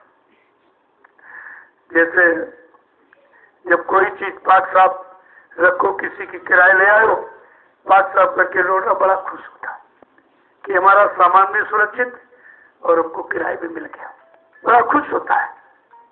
इसी तरह ये काल ने सामान दिया, ये शरीर भी काल का, और शरीर के लिए जो जमीन, दुकान, मकान, धन दौलत, रुपए पैसे इकट्ठा की, वो भी काल का। शरीर से जो पत्नी, बाल बच्चे, नाते रिश्ते बनाए, ये भी काल के। अब आपको समझ, जब सब काल ही का है तो दयाल का क्या है? अगर दयाल का कुछ सामान ना होता तो यहाँ दयाल क्यों आता? तो जीवात्मा केवल दयाल की, बाकी सब काल का है। अपनी जीवात्मा के कल्याण के लिए आए, वो कोई काल का सामान बांटने देने नहीं आए। अब ये है बांटते देते इसलिए कि चलो इसका प्रयोग करेंगे, इसके विचार बदल जाएंगे, धीरे धीरे मनोविकार खत्म हो जाएंगे, शुद्ध विचार पैदा हो जाएंगे, तो यह शामिल शरीक हो जाएगा संगत, धीरे धीरे इसका भी काम हो जाए। इसलिए उन जीवों के तक ये सामान पहुंचाया जाए। पहला तरीका है शोभा यात्रा का। इससे कितना प्रसाद आपकी कमाई से बना, वो प्रसाद कितने पूरे कस्बों में बंटा और सबने खाया। अब धीरे धीरे ये असर करेगा, ऐसा नहीं है, ये कभी खत्म नहीं हो। संत बीज बिन से नहीं आए पड़े जो झोल, और कंचनित विष्टा गिरे घटे न ताकू मोल। अगर सोने को नाली में डालो, क्या कीमत कम हो जाएगी? ले जाओ धोकर के फिर। ऐसे संत जीव नीच के रूप जाए तब संत का संत, वो जीव किसी छोटी जाति में और गरीबों में कहीं पर पैदा हो जाए, लेकिन वो संत ही रहेगा। जैसे आवाज लगेगी फौरन शरण में आ जाएगा, अपना काम बना लेगा। तो उनका बीज कभी निर्बीज नहीं होता और कोई नष्ट भी नहीं कर सकता, वो ऐसा बीज ही है। अगर आप नहीं प्रयोग करोगे तो कहा मेरे पास फिर मेरा चला आएगा।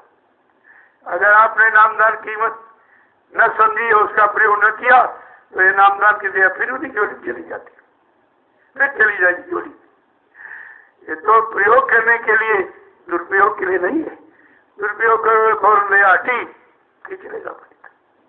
तो बात को समझने की जरूरत है। यहाँ आए हो, इस भूमि का लाभ जरूर लो, क्योंकि ऐसी भूमि फिर कहीं है नहीं, इतनी पवित्र भूमि कहीं नहीं। मथुरा कोई पवित्र भूमि थोड़ी थी, वहां तो कृष्ण ने कितने करोड़ों को मार काट के और उसको मार काट दिया कंस को, तो गद्दी प्राप्त की थी। तो बहुत खराब है वो जगह। और राक्षस नगरी है, यानी राक्षस नगरी मथुरा। उस राक्षस का जब वध किया कृष्ण ने, तब मुश्किल से वहां पर धर्म की स्थापना कर पाए थे। तो जमीन तो पहले से खराब थी, उसने अपना पूरा असर दिखा दिया, तुम्हें भी खराब कर दिया। तुम्हारे भाव विचार, श्रद्धा, सेवा समाप्त कर दी और शरण चरण से हटा के फिर बहुत दूर फेंक दिया। ये पाक साफ होगी। यहाँ पर कभी किसी ने कुछ किया ही नहीं, क्योंकि ऋषि मुनि की भूमि पर दूसरा कोई कार्य कर नहीं सकता।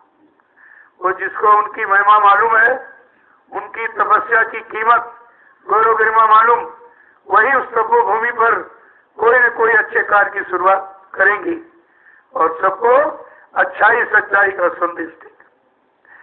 जय गुरुदेव, जय गुरुदेव, जय गुरुदेव। अब आप लोग खड़े हो जाओ। इसका भी अर्थ समझो, ये कवायद एक्सरसाइज नहीं कराई जाती। खड़े होने का मतलब सतगुरु के वचनों को पकड़ कर खड़े हो जाओ और बताए रास्ते पर चल पड़ो। ये खड़े होने का मतलब जब बैठो तो नाम की कमाई साधना में बैठो। खड़ा होना बैठना दोनों रास्ता हो जाएगा, और नहीं समझोगे तो ऐसे खड़े बैठते दुनिया निकल गई, चली जा रही, किसी को पता ही नहीं कि खड़े होने का मतलब क्या है, बैठने का मतलब क्या है, लेटने का मतलब क्या है। ये भी जानकारी लोगों को नहीं। जब मनुष्य को मानव जीवन की जानकारी नहीं है ये जीवन किस लिए मिला, क्योंकि 3 स्थितियां आपकी, जन्म, जीवन और मृत्यु। जन्म हुआ ये भी निश्चित, और जीवन ये भी अभी निश्चित, और मौत के हवाले होगा ये भी निश्चित है। लेकिन हम जीवन को मौत के तक पहुंचाने से पहले अपने जीवन का काम बना ले तो मौत भी तुम्हारा कुछ नहीं करेगी। आप यही को ले जा शरीर ले जा, मैंने अपना काम बना लिया, मैं क्या करूंगा इसका, ले जा।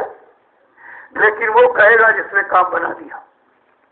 इसीलिए आप कोई मर गया आप रोने लगते, और तुम्हारे रोने से उससे कोई प्रयोजन नहीं, क्योंकि आंसू तुम्हारे अंदर जो नाम डाल लिया, ये आंसू तुम्हारे अनुसार गिराने का नहीं है।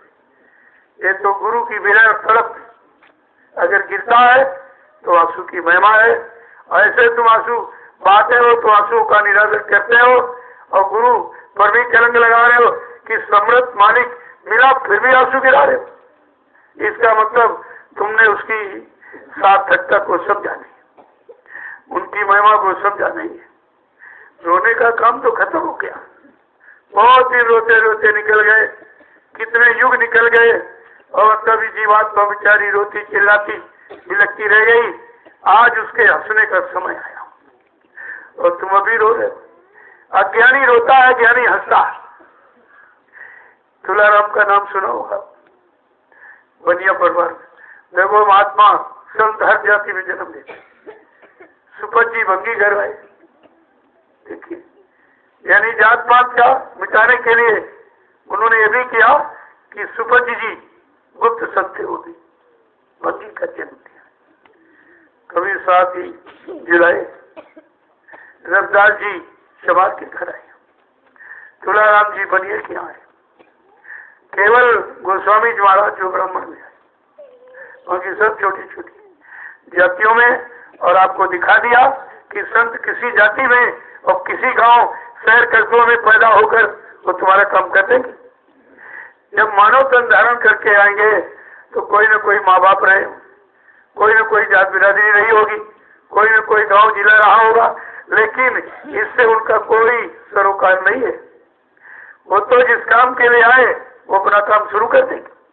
लेकिन तो वही जोड़ते रहोगे, फलाने गांव के हम जानते हैं, वही जाति के लिए उनका नाम, यही आप चिल्लाते रहोगे। गोस्वामी महाराज ने इसीलिए कहा, गोस्वामी वहां न रहिए जहाँ जन्म को ठाव, ये भली बुरी जाने नहीं, ले पुरानो नाम। इसी चक्कर में ये नाम उनका बोला। अरे भाई, नाम तो शरीर का कुछ ना कुछ रख दिया जाएगा, जीवात्मा का तो कोई नाम होता नहीं। वैसे संत का कोई नाम नहीं है, जो जीवात्मा के लिए आया उनका कोई नाम नहीं, और जीवात्मा की कोई नाम नहीं। और जो लेके आए वो नाम जहाँ उन्हीं जीवात्माओं के लिए लगा दिया कि जहाँ इस पर बैठ जाए अपने घर छोटी। इसीलिए कहा, जात ने पूछो साधु की, पूछ लीजिए ज्ञान, मोल करो तलवार का, पड़ी रहे तो म्यान। कहा तलवार काम करेगी, चमड़े की म्यान होती जिसमें तलवार रखी जा, तो म्यान तो कुछ करेगी नहीं। तलवार हो भी, तलवार की धार काम करेगी, तलवार भी नहीं काम करेगी। ऐसे ये चमड़े का खोल है शरीर, ये जीवात्मा का घर है, तुम्हारा तो है नहीं, ये जीवात्मा का घर है। इसी में पंचभौतिक मसाला मिलाकर इसको बनाया, और कारीगरी से, और वो किसके लिए बनाया, अपनी जीवात्मा को रहने के लिए। ये मकान उसका तुम्हारा नहीं है। और जब जीवात्मा का काम शरीर है तो आपको जीवात्मा का काम शरीर में करना चाहिए, फिर ये मन का काम क्यों करते? इसका मतलब तुम जीवात्मा के शरीर का भी निरादर करते, क्योंकि तुमको मालूम नहीं शरीर किसका है। तुम क्या कह, हमारा शरीर हमारा शरीर, अगर तुम्हारा हो तो तुम्हारे अनुसार इसको जाना चाहिए। फिर अचानक वारंट भेज दी, कहा जल्दी करो, जाओ जब दो जाओ, इसको सीने पर दरार रखना, मार मार पीट पीट के फौरन हमारी जीवात्मा को निकाल कर मेरे घर पहुंचा दिया। वो काम यहाँ हो रहा, क्यों? जीवात्मा ने वादा किया, उस वादे को सब भूले हुए। लेकिन संत हर वादे की जानकारी देते हैं, हर मोड़ पर, हर पहलू पक्ष में आपको पूरा समझाते रहते हैं। गोस्वामी महाराज ने लिख के बताया है कि ऐसा नहीं है। अब तुम जानते रहे हो, इसलिए फंस गया, तभी तो आप फंस गए। और निकालने आया, उसको अपना माना नहीं, जो तुम्हारा है उसको अपना नहीं बनाया, जो तुम्हारा नहीं उसी को अपना बनाते हो। यही तो अज्ञानता सबसे बड़ी जीव की भूल है कि वो अपने को नहीं सोच पा रहा कि हमारा है कौन जो मेरे लिए आया, मेरी जीवात्मा के कल्याण के लिए आया, मुझको मृत्यु लोक मंडल से छुटकारा दिलाने आया और सच्चे घर मुकाम मंडल लोग पहुंचाने आया। ऐसे समृद्ध को आपने अभी तक नहीं पहचान पाई क्योंकि तुमने बचाने का काम किया नहीं। आते रहे जाते रहे, आते जाते बस समय निकल गया। अरे कहीं आदमी जाता है तो कुछ लेके आता है। सपोज आप मार्केट जाते हो तो आप सब्जी से झोला सामान भर के ले आते हो। अगर जेब खाली हुई लेकिन अगर झोला भरा है तो जेब की चिंता में हट जाती और झोले में कुछ नहीं, जेब खाली हो रही तब तो चिंता होगी कि धन भी जा रहा है, समय भी जा रहा, उम्र भी जा रही, सौ पूंजी खत्म हो रही, हमें कुछ नहीं मिल रहा, हमने सबको दे दिया, इनको दक्षिणा, उनको दान, उनको मकान, उनको सोना चांदी, रुपए पैसे जमीन सब दे दी और बदले में कुछ नहीं मिला। तो तुम इतना भी नहीं जानते हो। अगर बाजार की स्थिति समझ लो कि बाजार में किस लिए जाते सामान लेने के, सामान न मिले तो बाजार को कौन मानेगा। इसी तरह अगर किसी के पास गए हो तो उससे पूछो क्या मेरा सामान तुम्हारे पास है, मेरी जीवात्मा को जगाने क्योंकि तुम्हारे पास है, या तुमने जीवात्मा को जगा लिया, परमात्मा से मिला लिया है।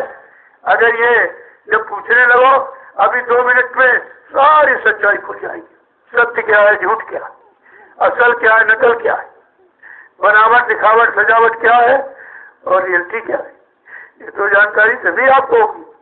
लेकिन जब सत्संग सुनोगे तुमको सारे प्रश्नों का उत्तर, कितना कठिन कठिन प्रश्न कोई संसार में करे तुम फौरन उसका हल कर दोगे। ये ऐसा अस्त्र औजार है सत्संग, ये वचन बाण है।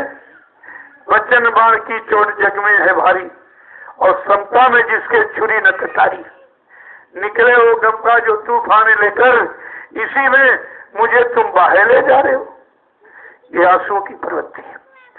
जय गुरुदेव, जय गुरुदेव, जय गुरुदेव, जय गुरुदेव, जय गुरुदेव, जय गुरुदेव। जोर से बोलो, साथ में बोलो, बोलना होगा, अभी से बोलो, दुख दर्द हरेंगे, सब कष्ट हरेंगे, सुख शांति भी देंगे, सबके दाता, सबके मालिक, प्रेम से बोलो, ये नाम नहीं इंसान का, नाम है भगवान का। और ये ध्यान रखो, जब नाम प्रभु का है जितने बार उच्चारण करोगे प्रभु को याद कर। ये नाम प्रभु की याद कराने वाला। इसी कहा जिससे मिलो वो कुछ कहने कोई फौरन जय गुरुदेव बोलो। तुमने नाम की शुरुआत की, वो भी उच्चारण करेगी, वो भी लाभ तुम्हारे खाते में आएगा। या तुमको कोई न कोई निशानी रखो, फौरन कहेंगे अरे भाई जय गुरुदेव वाला जा रहा, और तुम यहाँ छिपने की कोशिश कर। तुम्हारे पास कोई ट्रेडमार्क नहीं है जो तुमको जय गुरुदेव का कहें। और कितनी बार कहा गया, जब मेरे आदेश का पालन करोगे तो बच्चा तुमको मेरा कहेंगे। मेरा कितना अपनापन है देखिए इस नाम में। कहा कहेंगे जय गुरुदेव वाला है, ये किसी का नहीं, न राम वाला, न कृष्ण वाला, न हनुमान वाला, न ब्रह्मा विष्णु महादेव, न देवी देवताओं वाला, ये जय गुरुदेव वाला है। और जय गुरु क्या है? प्रभु का नाम है। उस प्रभु से मिलाने के लिए इस नाम को जगाया गया, सिद्ध किया गया। इसीलिए नाम की महिमा बड़े समझो। ये नाम क्या क्या करने आया और क्या क्या काम करके तब अपना काम पूरा करेगा। लेकिन बात तो समझने की है, तभी तो कहा गया है जय गुरुदेव, जय गुरुदेव, जय गुरुदेव, जय गुरुदेव, जय गुरुदेव, जय गुरुदेव। जय गुरुदेव। नाम किसका? प्रभु का, प्रभु का प्यारा नाम। जय गुरुदेव, सतयुग कौन लाएंगे? जय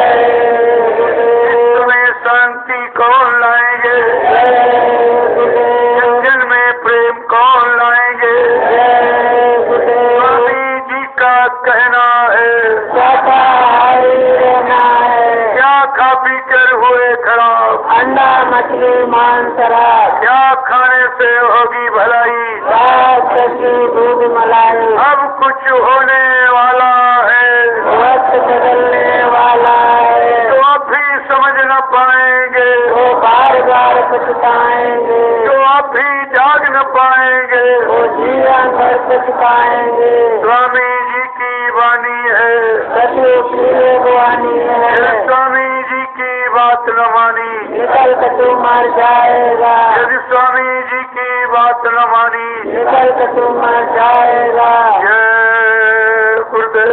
जय मैं भी गुरुदेव। ये नाम ये काम करने आया जो सृष्टि में किसी नाम ने किया नहीं, न हरि नाम ने, न राम नाम, न कृष्ण नाम ने। बड़े सीमित दायरे के नाम थे और ये असीम दायरा प्रभु नाम का है। मालूम आपको ये सब जानकारी रखनी चाहिए। सिरका भाई ये सुख शांति लाएगा, अगर तुम लाना चाहते हो तो ला दो।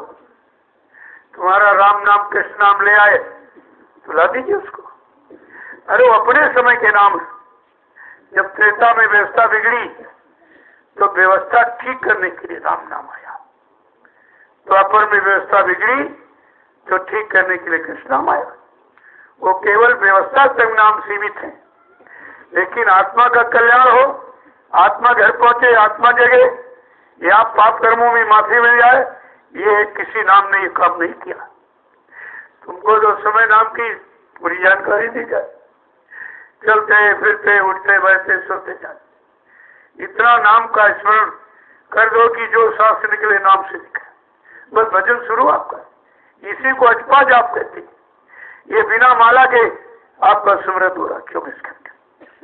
जब आपको नामदान दिया गया तो आपको ये कहा गया था, पहला नाम लेना तो उस रूप को याद करना, उसका ये स्थान आवाज है। दूसरा नाम ये रूप है, आवाज स्थान। तीसरे का भी, चौथे का, पांचवे का। लेकिन जय गुरुदेव नाम का कोई स्थान बताया गया था और आपने कभी पूछा भी नहीं। पहले जय गुरुदेव, यहाँ भी जय गुरुदेव, वहां भी जय गुरुदेव।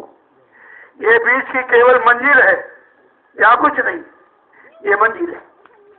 ये 5 झंडों की सीढ़ी जो सत्यलोक जैसी अटारी पर पहुंचा देती है, बस केवल ये मंजिल है। काम तो इस नाम से होगा। मंत्र मूलम गुरु वाक्यम और मोक्ष मूलम गुरु के पास। सच्चा मंत्र है गुरु का वाक्य, और गुरु का वाक्य है जय गुरुदेव। 5 नाम तो सभी संतों ने आधार सबने पकड़ा। ये मंजिल है 5, बगैर मंजिलों क्रॉस किए जी बात तो जाएगी नहीं। वो केवल मंजिल का ये ले जाने वाला है। तो ये सब जानकारी आपको रखनी चाहिए थी। और यहाँ लोग छिपते, कोई निशान तुम्हारे पास नहीं, बाहर निकलते।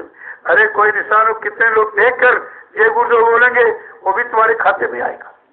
तुम्हें देखकर भगवान प्रभु याद आ रहा, छोटी मोटी चीज। ये तो खुद ही अपनी महिमा नहीं समझती, अपनी शिष्यता का कि आपको पहचान नहीं है।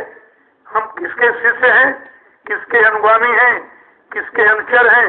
अगर ये जानकारी आपको हो जाए कि समर्थ मानिक का जीव न कहीं भटक सकता, न कहीं अटक सकता, अपने घर जाएगा, ये जानकारी आपके अंदर होनी चाहिए थी।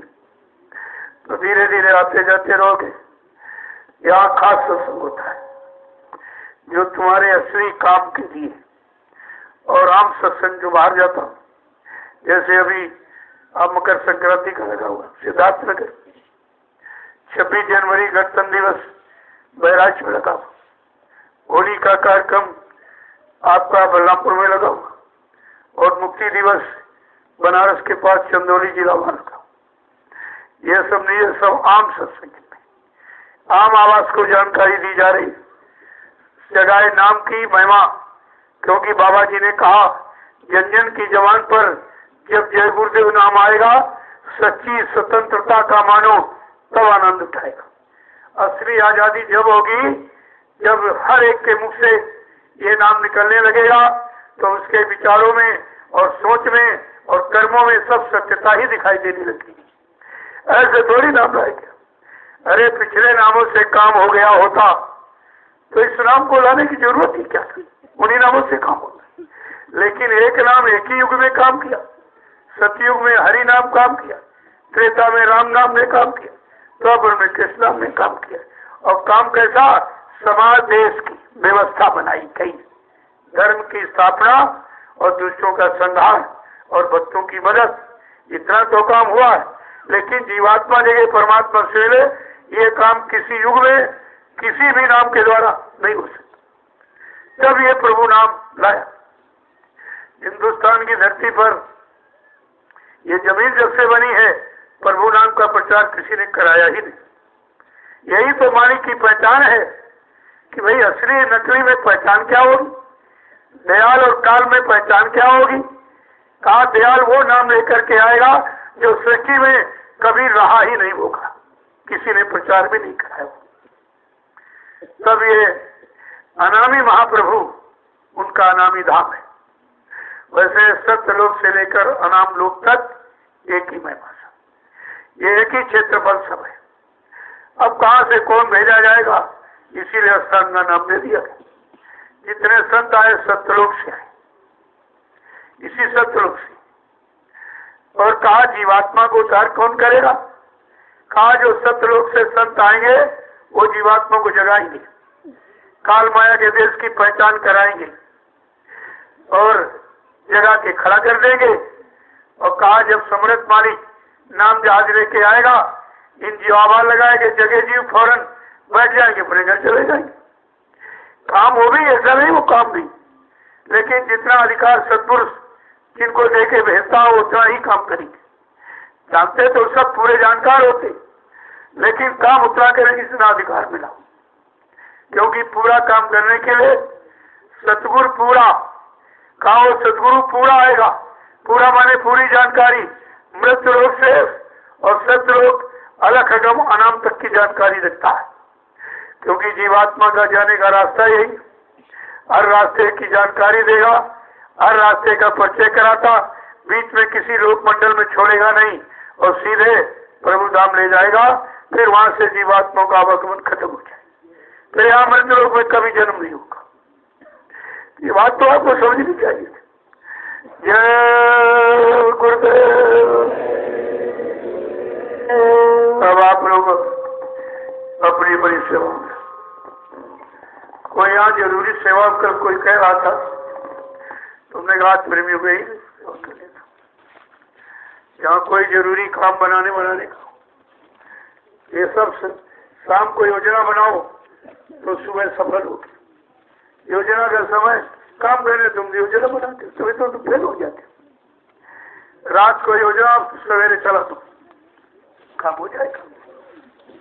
और योजना भी बनाना तो अभी नहीं जानते, क्योंकि तुम योजना के अंतर्गत अभी खुद ही नहीं हो। ये जो योजना बनाई गई है व्यवस्था, इसके भूमिका इसके अंतर्गत तुम्हें भी नहीं खड़े हो। तुम्हारी योजना होगी सब काल की सोच होगी, और काल का साम्राज्य यहाँ खत्म होने वाला है। तुम्हें तो दयाल की जानकारी होनी चाहिए, इसलिए दयाल ने 67 वर्ष पूरे हो गए, सारी जानकारी आपको वहाँ की दे दी कि जब कलयुग चल जाएगा और सतयुग आएगा तो तुमको सतयुग में कौन कौन सा काम करना पड़े। वही भूमिका व्यवस्था आपके सामने रखी जाए। तमाम लोग तमाम संत हो गए, सदगुरु बन गए, और इधर किताबें रख ली इनकी और उनकी, और बस भाषणबाजी प्रवचन करने थे। ये बहुत बड़े गुनाहगार हो गए। तभी तो कहा था अगर कोई अपने नाम आगे संत लिखेगा, सतगुरु लिखेगा, भगवान सरकार महाराज, वो सब जेल का दरवाजा देखेंगे।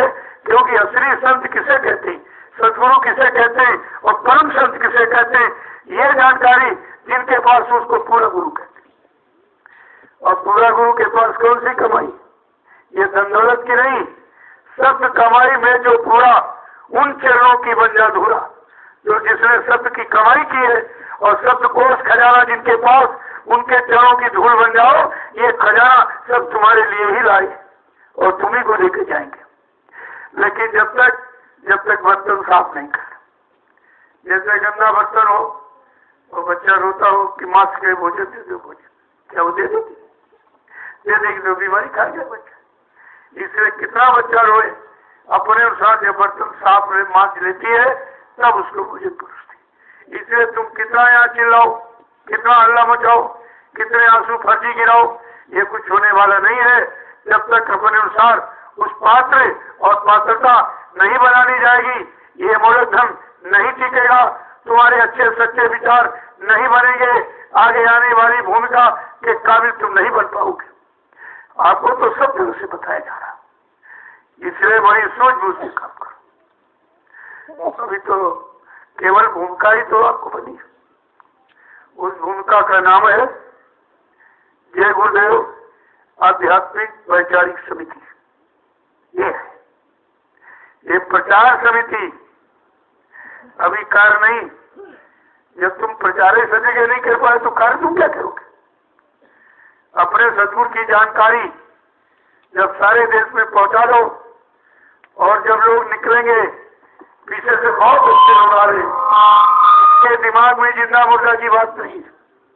वो सत्संग सुनते हैं, बच्चों को पकड़ते हैं, सेवा करते हैं, वो पीछे से बहुत अच्छे लोग आ रहे और तुम्हें धक्का मार के हटा देंगे कि तुम गुरु के जिंदा मुर्दा पढ़ा रहा।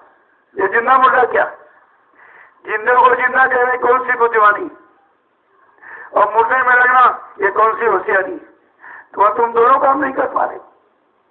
तो एक है वचन को और सवाल के सुना, धीरे धीरे धीरे सब आपको जानकारी दे दी जाएगी। जब सब जगह पहुंच जाएगी तो यह स्थान इसीलिए बनाया जा रहा, बन जाए सब लोग यही भजन करने लगे। लेकिन अगर भजन का भी माहौल नहीं, भजन कैसे करो? भजन शांति में होता, और तुम्हारे अंदर क्रांति, अशांति, भ्रांति भरी पड़ी, तुम शांति को कैसे प्राप्त कर सकोगे? पहले इनको हटाओ, तब ये शांति आएगी, तब आपका काम हो जाए।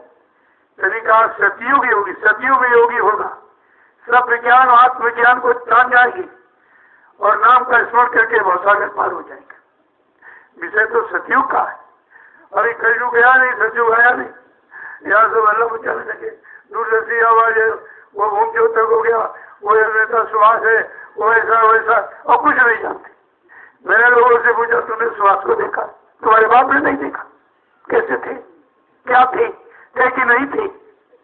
केवल सुनते हो।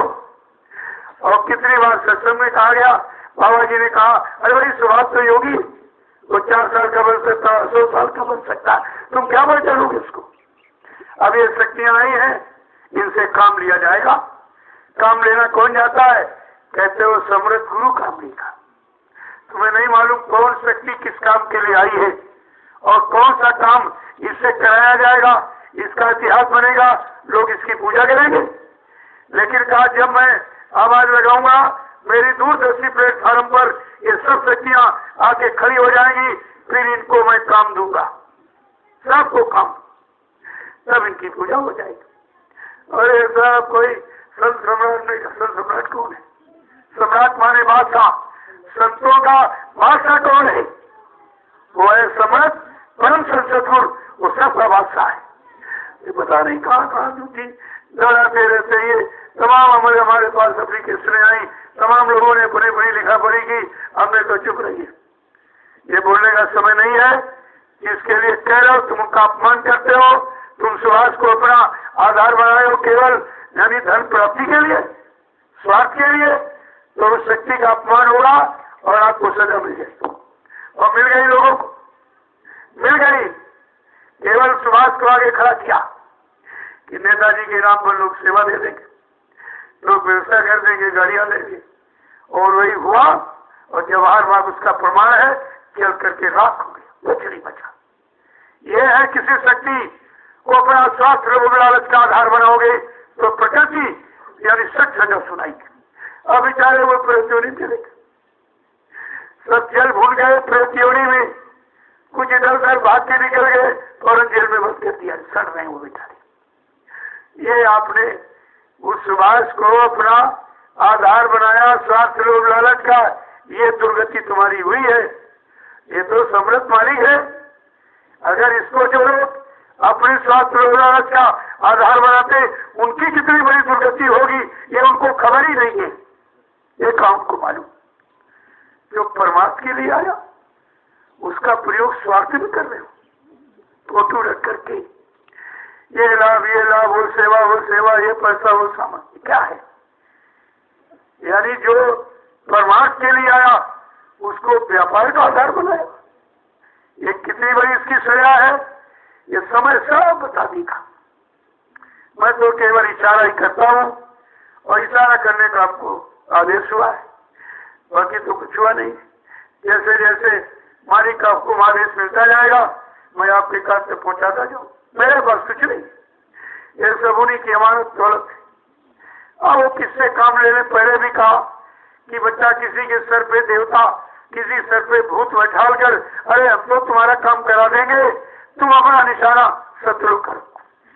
इधर उधर बुद्धि मन को मत दौड़ाइए, कहीं से कुछ होने वाला नहीं, क्योंकि जो होगा उसकी भूमिका किसी को मालूम नहीं, वो युक्ति वो रास्ता विधि किसी को नहीं मालूम, परिवर्तन कैसे होगा। अब ये सब ऐसे रावण भी कह रहा था, है मैं गुरु हूँ, मेरे समान कोई गुरु नहीं, धनवान बलवान कुछ नहीं, भगवान भगवान मैं ही हूँ। और परिणाम क्या हुआ? मारा गया, मारा गया, ये परिणाम हुआ। और कृष्ण को किसी ने भगवान नहीं माना, वो 56 करोड़ मारे गए, विनाश हो गया। हरि नाम को प्रहलाद ने कहा, उसका भी कोई ध्यान उसने नहीं दिया, उसका भी बहुत मारा था। समय के जगह नाम की ये महिमा है। ये नाम केवल काम के लिए आता है, पिछले नाम समाज देश के कल्याण के लिए आए, और प्रभु नाम समाज और विश्व का कल्याण तो करेगा और साथ साथ में जीवात्माओं का उद्धार करेगा। ये दोनों काम करने आया। ऐसे समर्थ नाम की महिमा कितनी अलौकिक है, लेकिन जी बेचारा भी कुछ सुन ही नहीं पा रहा। जहाँ बैठो जहाँ रहो, इस नाम को निरंतर उच्चारण करते रहो, काम करते रहो, नाम जपते रहो। अब नदिया ढोते आप, जय गुरुदेव जय गुरुदेव, कितनी माला कर लो। और लोग जब डॉक्टर के पास जाते हैं, कहते हमारी गठिया हो गई, हमारा कमर दर्द हो रहा, ये कल ऐसा करो, दवा तो ले जाओ, लेकिन सुबह है तुम पैदल यात्रा जरूर करो। बड़े बड़े डॉक्टर कहते मॉर्निंग वॉकिंग करो, समय में टहलो। वो 1-2 किलोमीटर टहल पाते तो 25 किलोमीटर रोज टहले। 25 किलोमीटर से कम नहीं पड़ेगा। 1 किलोमीटर की दूरी है, एक आना एक जाना 2 किलोमीटर, एक डलिया में 2 किलोमीटर, 25 डलिया में कितना हुआ? अरे इतना हिसाब नहीं लगाते हो। ये एक्सरसाइज है, शरीर के सारे जोड़ ढीले हो जाएंगे, जो टाइट हो गए, मुड़ नहीं रहे, यहाँ पर मतलब एयर फंस गई, नहीं निकल पा रही, ये सब देखिए आप। कितने हजार लोगों का की बीमारी चली गई, केवल ये बीमारी भी गई, कर्म कर्जा भी उतर रहा। आगे आने वाले लोग इसी मिट्टी पर बैठेंगे, भजन करेंगे, वो भी लाभ तुम्हारे खाते में आएगा। तुमको कितना बड़ा लाभ मिला, तुम अपने लाभ को नहीं सोच पा रहे। जय गुरुदेव। अब आप लोग चलिए अपनी अपनी सेवा यथाशक्ति। ये नहीं कहा जा रहा भाई इतनी जल्दी जल्दी करो, धीरे धीरे, क्योंकि आगे लोग फिर आएंगे, उनको भी काम मिलना चाहिए। काम सबके लिए रहेगा। आप ये मिट्टी जमा कर रहे हो, तुम्हारा जमा करने में कर्म कट रहा है, फिर ये मिट्टी को जो लोग उठा के डालेंगे उनके भी कर्म कटे। इस मिट्टी से 2 का तुम्हारा, आगे आने वाले लोगों का। इतनी मिट्टी नहीं है तो आधार है, और कोई नहीं सोच पाएगा। हिंदुस्तान में मिट्टी की महिमा कोई नहीं जानता, और ये महिमा आपके सामने दिख रही है। कितनी जल्दी आपने खेत को पाट दिया, मशीनें फेल हो गई। अरे हमने कहा ये सज्जू की मशीनें हैं, ये सब काम कैसा नहीं। तो क्योंकि हमेशा प्रचार मीडिया पत्रकार अखबारों से नहीं हुआ, न राम का न कृष्ण का, उनके भक्तों के द्वारा। इसलिए ये तो कलजू भगाने सज्जू लाने की भूमिका व्यवस्था है। अखबार क्या समझेगा, मीडिया इसमें क्या ज्ञान रखता है, उसे पता नहीं कलजू क्या सज्जू क्या, तो वो हमारा संदेश कैसे छापेगा। आते हैं, हमने कहा तुम्हारा स्वागत है, भंडारे में प्रसाद ले लो, तुम्हारी बीमारी चली जाएगी, और सत्संग सुनो, घर चले जाओ प्रसाद देकर। लेकिन यहाँ पर कोई योजना बताने की जरूरत नहीं। तुम अपनी योजना, मैं बोल दो तुम कब पढ़ोगे, जानते हो कब बीमारी आ जाएगी, कौन सा झगड़ा लगने वाला, कौन सी दुर्घटना तुम्हारी होने वाली, तुम्हें अपने बारे में कोई ज्ञान नहीं, तुम देश समाज का उद्धार कल्याण कैसे करोगे? ये जीव के बस की बात नहीं है। लेकिन आपको बचा लिया जाए, यही कौन कम है? आप बच गए, यही कौन कम है? ये दुर्घटना का दौर है। प्रकट सत्य नाराज होगी कुदरत। जो तुमने मार काट हिस्सा चोरी कत्लेआम व्यभिचार कुचार झूठ छल कपट बेईमानी किया और ये मनुष्य मंदिर है परमात्मा ने बनाया और वो अपनी जीवात्मा को बैठा दिया और तुम जीवात्मा के आगे ये मुर्दा मांस और बुद्धि नशा डालते हो। क्या वो नाराज होकर अगर कुछ कह देगी मालिक से तो क्या होगा? तुम्हारा तो सर्वनाश हो जाएगा। इस मंदिर को कहता है यहाँ ईट पत्थर वाले में कोई शराब नहीं पीता, न कोई मुर्गा मीट खाता, न झल कपट करता है, यहाँ कुछ नहीं, केवल चलता है। और जहाँ पूरी चेतनता है उस शरीर में कितनी गंदगी डालते, सुबह शाम तक कितनी गंदगी, कितने प्रकार की चालते भरते रहते हो। कितनी बड़ी सजा पाने के अधिकारी यहाँ पर लोग। वो पूछेगा मैंने मनुष्य मंदिर बना के तुमको दिया था, ऐ जीवात्मा तुमने अपने इस मंदिर को पाक साफ क्यों नहीं रखा?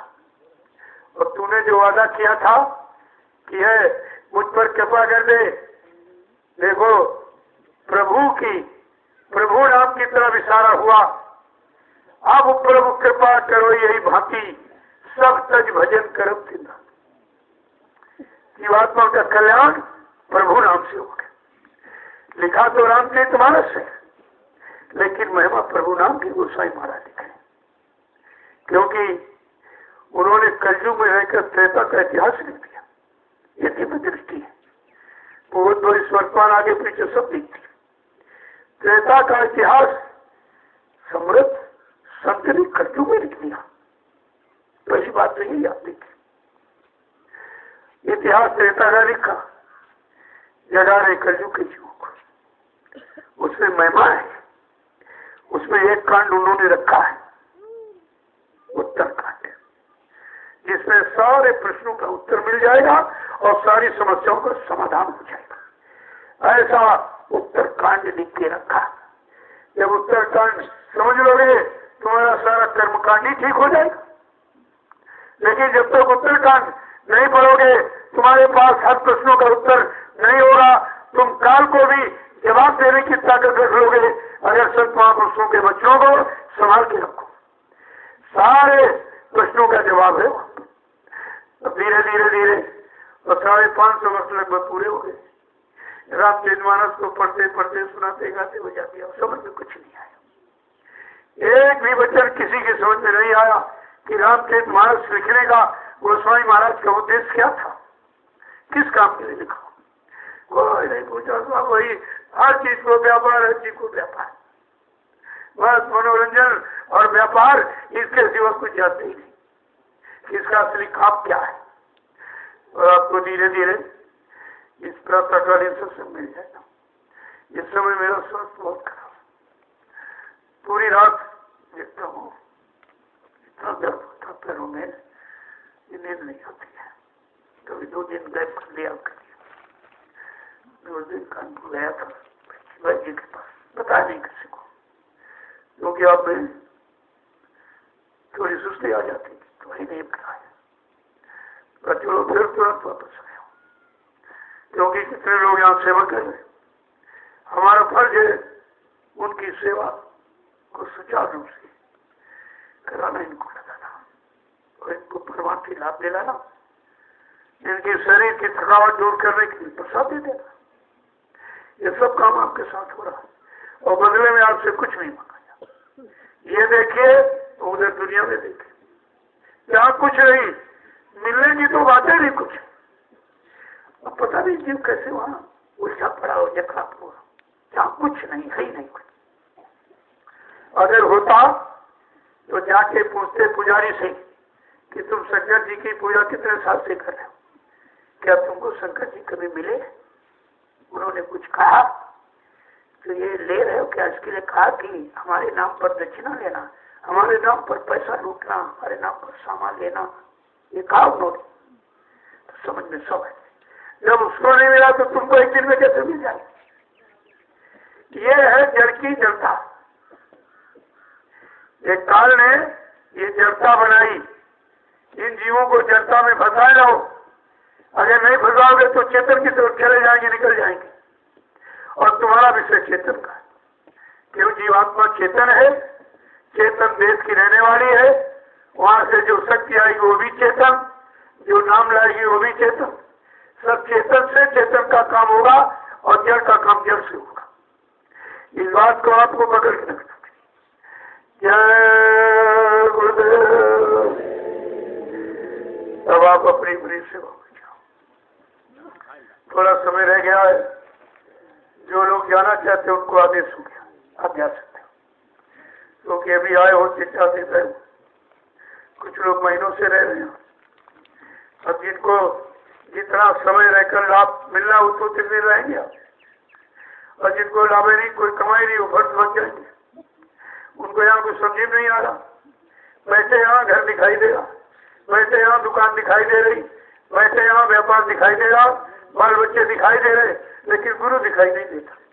उनके वचन में यही दिखाई दे रहे, उससे मिलने वाला परमार्थी लाभ वो भी दिखाई नहीं देता। ये आप समझो कितनी बड़ी तुम्हारी उस जनता की पकड़ है कि तुम ढीले नहीं हो पाते। आ भी गए यहाँ, फिर भी बच गए। एक रात भी यहाँ टिकना नहीं गया, और यहाँ तपस्या करना पड़ेगा। इस तपोभूमि पर ये भोग विलास ये नहीं रहेगा। यहाँ पर जो तपस्या करने को देश से आया है वही तपस्या यहाँ रहेगा। अब तपस्या का अर्थ कलयुग में अलग है, ये जरूर है। अब आपको जंगल नहीं जाना, बाल बच्चे नहीं छोड़ना है, पर बात कुछ नहीं। तप माने जला देना, आपसे हमारे आशाएं, इच्छाएं, वासनाएं भोगों की तरह की, इनको जला देना तपस्या हो गया। ये सच्चा अर्थ भी है, और वही तपस्वी है, वही यहाँ पर टिकेगा। वो टिकेगा, वो भी जाएगा नहीं। जहाँ समझ लिया और फल मिलने लगा, अंदर में दया मिलने लगी, और फल छोड़ को नहीं जाएगा, क्योंकि ये काम कहीं नहीं होना। वहां तुम जिंदगी बिता दी, क्या मिला है? उन्हीं मकान में, घरों में रह रह के जिंदगी बिताई है, क्या मिला आपको? और यहाँ कुछ नहीं करना, सब कुछ मिला। वहां पूरी ताकत लगा दी आपने जवानी की, तो कुछ नहीं मिला, और न कुछ मिलने वाला है। इसीलिए समय भले तुम खराब करते रहो, जब मिलेगा तो यहाँ मिलेगा, कहीं नहीं मिलेगा। ये जमीन ऐसी है तुमको देने के लिए। अब कितने प्रेमियों ने बहुत सेवा दिया, अब ठीक है, उस सेवा से आपकी जमीन और मिल जाएगी, आपका आवास बन जाएगा। रहने की व्यवस्था, भंडारा चलाने की, नहाने धोने, दिशा मैदान सब अपनी जगह में करो, कोई सब जगह था। किसी की जमीन में पैर रखने की जरूरत नहीं, अपने में रहिए आप। अब उसी की तैयारी हो रही, और प्रेमी गाड़ी में जुटे पड़े, और सब ऐसा नहीं है। लेकिन यहाँ सेवा बन के रहना, अधिकारी बन के आप टिक नहीं पाओगे। जहाँ धक्का लगा, मार काल माया ने मारा, फर्ज से मिट नहीं था। हमको तो सेवादार की जरूरत है, जो इधर शरीर की सच्ची सेवा, उधर आत्मा की सेवा, दोनों काम आप कर ले। वो सेवा ही है, अर्थ कुछ नहीं। ये तो स्वार्थी लोभी लालचियों ने अधोपदों का निर्माण कर दिया, और उसी में जीवों को यानी मतलब घसीट के बांध दिया, और वो बनना पड़ा है पदों में, है वहाँ कुछ नहीं। उस पद से आपको मिलना ही क्या? जो कुछ है वो भी समय भी चला जाएगा, स्वास्थ्य की पूंजी चली जाएगी, जो अच्छा समय साधना का है वो भी आपका निकल जाएगा। तो उधर तो सब नुकसान ही नुकसान है, और इधर आपका सब लाभ है। और वहाँ नुकसान है, वहाँ पैसा भी खर्च कर रहे, खुद दे लो। यहाँ जहाँ लाभ, वहाँ कुछ नहीं लिया जा रहा। ये भी तो देखिए, जो आप देते हो आपकी सेवा में लगा हुआ, ये आपका भंडारा चल रहा। जब से चला है 2-2 हजार रुपए की सब्जी रोज लगती, महंगी थी, और आजाद प्रेमी हमेशा बने रहते। देखिए उसमें आपका लग गया। कभी ऐसा मत सोचो, जो भी होगा वो तुम्हारे लिए। और हमारा तुम्हारी मैं उनका हूँ, सारे हैं, आदेश का पालन करो। बाकी वाली है सब दुनियादारी लेके आमत आएगी, झाड़ू लगने ही वाली है, ये सब की किनारे करती जाएगी। इन्हीं पदों ने देश को बर्बाद किया है, इन्हीं पदों ने। पहले केवल राजा सब था, प्रजा का पूरा पालन। रात में निकलता था घोड़े से, देखता हमारी प्रजा कौन बिना खाए, बिना मतलब बिस्तर के सो रही है, उस राजा पुत्रवत प्रजा को पालता था, वो राजा था, और तो खत्म हो गया काम। उनको अपनी चिंता, अपनी कुर्सी, अपना बैंक बैलेंस, अपना मान सम्मान, इसके अलावा देश का क्या होगा, समाज क्या होगा, समाज परिवार में रहने वाले इंसानों का क्या होगा, इसकी उनको कोई खबर नहीं। और इसी की सजा है। 4 सुराज प्रिय प्रजा दुखारी, स्वर्ग घोष नरक अधिकारी। जिसके राज में प्रजा दुखी है वो राजा नरक का गामी होगा। ये फार्मूला सिद्धांत है, ऐसा थोड़ी है। अब ये जरूर है कि जितने लोग जिनके आश्रित हैं, चाहे देश का प्रधानमंत्री राष्ट्रपति हो, प्रदेश का मुख्यमंत्री हो, तहसील का तहसीलदार, ब्लॉक का ब्लॉक अध्यक्ष, गांव का गांव प्रधान और घर का मालिक मुखिया, ये जगह एक ही है। जिनके अधीन जितने लोग रह रहे हैं, अगर वो सुखी नहीं है, उनके साथ अच्छा व्यवहार नहीं हो रहा, उनको सुख सुविधा नहीं दिया जा रहा, ये सब नरक के गामी। ये कितना बड़ा फार्मूला है, सब जगह लागू, और नहीं सोच पाए लोग। तो पहले भी इशारा किया गया था कि तुम इस काल नगरी में किसी तरफ देखना मत, बहुमत कीमत माल मत, बिन नरेश का राज सुख संपदा को कहे, जान बचे बर्बाद। कल ऐसा समय आएगा इंसान को बहुत मिले। स्त्री का राज होगा भारत देश में, धार्मिक देश में स्त्री का राज। ये क्या है? जो गृह लक्ष्मी आप सरल लक्ष्मी बुला दिया, सड़कों पर घूम रही है। अब कौन किस गंदे खान पान में, गंदी दृष्टि में तुम्हें देख रहा है, तुम्हारा भी भाव ऐसे बन जाएगा। और अगर पेट में बच्चा है और अगर ये सब देख रहे हैं कुदृष्टि वाले, तुम उनको देख रही हो, उस बच्चे पर कुदृष्टि का प्रभाव पड़ेगा। वो बच्चा कभी बुढ़ापे तुम्हारी सेवा नहीं करेगा, तुम्हारे काम नहीं आएगा, तुम्हारे आदेशों को नहीं मानेगा, क्योंकि आपने गृह लक्ष्मी का पद खत्म कर दिया। अब सड़क पर तो सभी तरह के लोग, सभी तरह के काम हो रहे हैं, उन्हीं के बीच रहने का क्या होगा?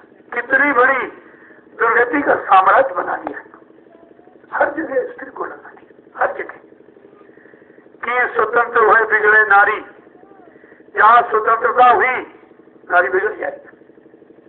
कितनी जगह इसको बांधा गया, ऋषियों ने कहा चोटी पर जुड़ा, ये बांधा ना, कोई वैसा काट नहीं, ये सब बंधे हैं बंधन, और गले में गला बांध दिया, सोने का हार पहना दिया, बड़ा खुश हो गई।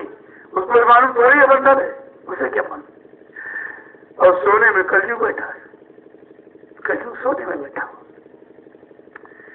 और कमर में बांध दिया, पैरों में कितनी जगह जगह इसको बांध के रखा, फिर भी निकल गई।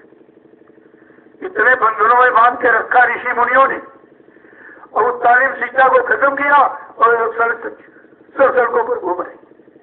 क्या ये सड़क पर घूमने वाली क्या ध्रुव प्रहलाद को पैदा कर सकेगी? क्या कोई चरित्रवान वीर पुरुषों को पैदा कर सकेगी जो देश समाज का कल्याण करेगी? ऐसा कुछ नहीं होगा। ये सब खत्म हो गया है। इसीलिए कितनी जोर से कोराम मचा हुआ है, कहीं कोई न सुनने वाला और कोई कोराम को रोकने वाला, समाधान करने वाला है ही नहीं। तो ये तो होना ही होना। कब होगा? कितने समस्या आवाज लगाई है, कह रहे जय गुरुदेव वाले कहते कुछ हुआ नहीं। जब होने लगा कहा जय गुरुदेव वाले मदद नहीं कर रहे, इसको रोकते क्यों नहीं? यानी दोनों तरफ से तुम्हें को खड़ा किया, क्योंकि इनके पास कोई रास्ता है नहीं, किसी के पास कोई रास्ता खुशहाली का नहीं। अपनी खुशहाली, अपनी मान सम्मान, अपना पद, अपनी कुर्सी बचाने की तो इनको चिंता है, लेकिन समाज परिवारों में रहने वाले लोगों की कोई चिंता नहीं। जय गुरुदेव। आपका निशाना है, निशाना ही आप पर परमात्मा प्राप्त है। चलो शरीर के जो जरूरी चीजें आप प्रयोग कर लीजिए, वो भी अनावश्यक नहीं, अनावश्यक नहीं, जरूरत पर आवश्यक, आरामदायक और विलासदायक तीन ही अवस्थाएं होती हैं। तो आपने अपनी व्यवस्था का चुनाव किया होता तो योगों भोगों से आप निकल जाते। अपनी व्यवस्था तो आपने छोड़ दी, आवश्यकताएं के बारे में तुम्हें कोई जानकारी नहीं। यहाँ तो सिखाया जाता है।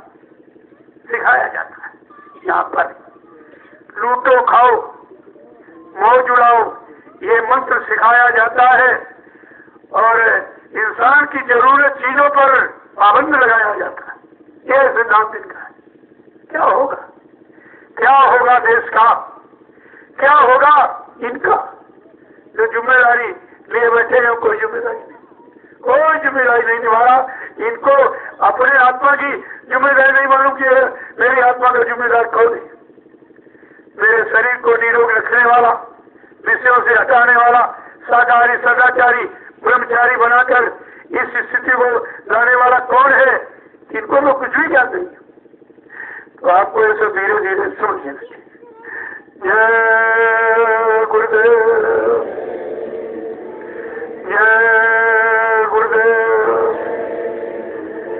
अब आप लोग चलिए, मैं वहीं आऊंगा, आपसे मिलूंगा। वैसे जो लोग जाने वाले जा सकते हैं, क्योंकि आप रह चुके हो धीरे धीरे। कुछ घर गृहस्थी का काम देखो, फिर मौका मिल जाए फिर आ जाओ।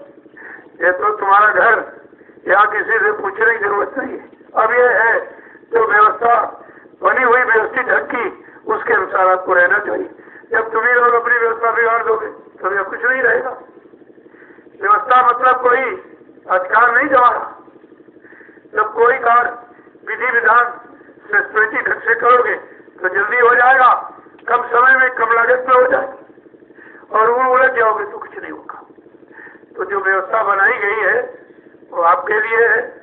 जब तुम लोग उसका पालन करोगे, आगे आने वाले सब लोग उसका पालन करते हैं।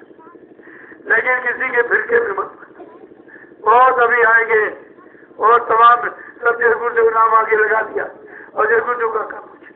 मैंने कहा जय गुरुदेव का नाम सुना है, क्या करेगा? सब में प्रेम लाएगा, सबको सुख शांति देगा, सब में सद्भावना पैदा करेगा और सबका सब तरफ से बीमारी महामारी कैसे दूर करेगा। क्या तुम जो जय गुरुदेव नाम आगे लिख रहे हो ये काम उससे होगा? जब तुम्हें परमात्मा नहीं खड़े स्वास्थ्य में तो तुम कैसे बर्बाद करोगे? आप किसी के चक्कर मत आना, कोई कुछ नहीं कर सकता। ये तमाम काल शक्तियां निकल पड़ी हैं अध्यात्म से लोगों को हटाने के लिए, गुमराह करने के लिए। लेकिन तुमको अपनी चीज पकड़ के रखनी चाहिए। ये चीज उनके पास नहीं है। मेरे पास बहुत लोग आए थे तमाम तरह की, ये हो जाए वो जाए। हमने जब तुम जानते हो तो हमसे क्यों पूछने आए? अगर हमसे पूछते हो तो मैं तो वही बताऊंगा जो मैं कर रहा हूँ। हमें किसी को किसी बात हाथ फैलाने की जरूरत नहीं। हमारा 45 करोड़ का कुल परिवार है, ये जांच जाए तो ये सब काम हो जाएगा। ये 45 करोड़ संख्या कम लोग समझते और कितने नए 7 सालों में जगह इसमें ये सब जोड़ दीजिए, आप कितना हो जाएगा। इसलिए तमाम तो साथी लोग इलाची निकल पड़ी, लेकिन इनके पास परमार्थ के कोई काम न परमार्थ करने की योजना को इनके पास स्वार्थ की योजनाएं बनाते रहे और बदनाम करते महापुरुषों कि जय गुरुदेव नाम लूंगा तो लोग नाम के सारे मेरे पास आके सेवा दे देंगे। लेकिन तुमको भी समझना चाहिए कि जय गुरुदेव नाम का काम कहाँ हो रहा और जय गुरुदेव नाम चिल्लाने वाले वो क्या काम कर रहे हैं। इस काम की आपको पहचान होनी चाहिए, नहीं तुम फंसा। ऐसे लोगों ने फंसा दिया, कहा नहीं भाई वो जय गुरुदेव से है, कहता जय गुरुदेव में है। तो उससे पूछो तुम किस तरह से जय गुरुदेव देखो। जय गुरुदेव का तो जय घोष है विश्व को सुख शांति, विश्व को नया सुरक्षा, विश्व को रोजी रोटी, विश्व के लोगों को यानी मान सम्मान अधिकार सब दिलाया जाएगा। क्या तुम जो जय गुरुदेव उच्चारण करके कह रहे हो, क्या ये नाम काम तुम करा लोगे? तो आपकी सोच भट से आ जाएगा। अरे भाई व्यापारी तुम वो निकल पड़े, तुमको भी सोचना है किस व्यापारी से असली सामान मिलेगा, कहाँ नकली है। और नकली में चमक बहुत है, असली सीधा साधा। ये चीज होगा आपको। जय गुरुदेव। अब सब लोग अपनी बड़ी सेवा में चलिए। मैं आऊंगा, आपका दर्शन करूंगा, प्रसाद प्रसाद तो रोज ही देखो बेटा, कोई दिन खाली नहीं गया जिसमें आपको प्रसाद न मिला। ये प्रसाद सब तरह से तुम्हारी संभाल करेगा। इतना अंदर प्रसाद पहुंच चुका है, तुम्हारी सब तरफ से संभाल होती रहेगी, लेकिन इधर की तरफ ध्यान बनेगा। जैसे जो गाय बच्चा दे देती है, जंगल में पेट भरने जाती है, लेकिन बार बार ऐसे देखती है, बच्चे का ख्याल नहीं करती, 24 घंटे बच्चे का ख्याल। और ये भी जंगल इसलिए गई कि जब चारा मिलेगा तो दूध बनेगा, बच्चा मिलेगा, और बच्चे के लिए ही जंगल में गई, बराबर देखती रहती है। यहाँ से जाओ, ये बराबर ध्यान रखो, ये मेरे यहाँ घंटी रखती फौरन उठ के बैठ जाओ कि अब आपको ये है कि अब प्रेमी भजन पर बैठे होंगे, अब ये सेवा में लगे होंगे, अब भंडारे में भोजन करते होंगे, यही टाइम टेबल बना के अपना घर में लागू कर दो तो अभी आपको लाभ मिल जाएगा, वहां भी लाभ मिल जाएगा। ये सिखाया इसीलिए जा रहा है।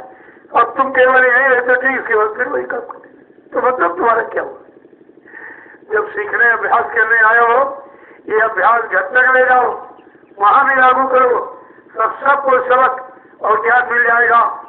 जैसे दिशा मैदान, अभी लोगों ने ऐसा एक चला दिया कि एक ईंट का केवल पड़ता है, इधर किचन इधर लैट्रिन बनी हुई, और कीटाणु से भोजन में जा रहे हैं। जहाँ वाटर लेवल कम है, 10-10 फुट 15 फुट गहराई में गड्ढा खोद दिया, वो गड्ढा पानी वो नीचे के स्रोत में जा रहा, वही तुम पी रहे हो, जल प्रदूषण कर रहे हो। ये योजना खुरपी ले लो, सुबह जाओ खेत, लैट्रिन गया पर से मिट्टी खिसको, और खेत की उर्वरक शक्ति इतनी बढ़ जाएगी कि 4 साल तक तुमको खाद का प्रयोग करना नहीं पड़ेगा। कितना बड़ा लाभ है। लेकिन इस लाभ को कोई पकड़ ही नहीं रहा, क्योंकि इस लाभ में लूटपूट नहीं करने मिलेगी, उसमें लूटपाट है। इतनी बड़ी लैट्रिन बना दिया, कितने लाख रुपए पास किए, सब बीच वाले खा गए और मेरा बेचारों को कुछ नहीं मिला। तो कहने का मतलब ये स्वच्छता अभियान नहीं है, ये गंदगी का ही अभियान है। जो तमाम तरह विचारों को गंदा किया जा रहा है, ये गंदगी का अभियान है कि स्वच्छता का अभियान। और दीवारों पर लिखा गया कहीं कुछ, किसी के जीवन में स्वच्छता उतर कर आई ही नहीं। अरे जब तक मानव का खान पान नहीं ठीक होगा, वो स्वच्छ विचार कैसे उसके अंदर आएंगे, कैसे अच्छा काम करेगा? और उसने शराब पी ली और पड़ा पेशाब कर रहा है, लगा दो तुम्हारा स्वच्छता का अभियान लागू है। पहले इसको देखिए, लगाने के पहले तुम्हें अपने ऊपर लगाना चाहिए, विचार करना चाहिए ये अभियान सफलता का है कि मतलब असफलता का है। और सारे देश में जल प्रदूषण कर दिया, सब जल प्रदूषण, बीमारियां बढ़ती चली जा रही। तब लोग 1 किलोमीटर चल के जाते थे, समय था यात्रा भी हो गई और गंदगी खेत में रह गई, और बाद में उर्वरक शक्ति का काम करेंगे। सारी गंदगी घर में रखी हो, ये काहे में आएगी, क्या प्रयोग करेगी? वही पर अंदर सड़ेगी, पानी भरेगा, अंदर पानी, जैसे पृथ्वी में आकर्षण शक्ति है, पानी को सोखती है, ये गंदा पानी सोख करके तुम्हारे उसी माटी में भेज देगी जो तुम पीने का पानी पीते। अब जल प्रदूषण जो कैसे हो गया? जब जान गए हो तो प्रदूषण की युक्ति आप अपनाइए और इसको खत्म कर दीजिए, लेकिन कहीं कुछ नहीं। और लोग भी उसी में दीवाने घूम रहे हैं। हमारे घर में लड़की बन गई, दुनिया कहती है घर में रखे, ये बुद्धिवादी है तुम्हारी। ये सिद्धांत क्यों नहीं अपनाते हो जो हमारे भारत देश का सही सत्य स्वच्छता का सच्चा अभियान है? और यहाँ फिर भी अभी जो गुरुपूर्णिमा कार्यक्रम हुआ, एक टोली आई थी प्रदूषण भारी, 10 लाख लोग वहां बैठे, कोई लड़की नहीं बनी है, चारों तरफ घुमा, कहा कहीं बदबू नहीं आ रही, कुछ दिखाई नहीं। अरे मैं कहा तुम्हारी योजना नहीं सोचते, ये सब सुबह खुद भी लेके जाते हैं।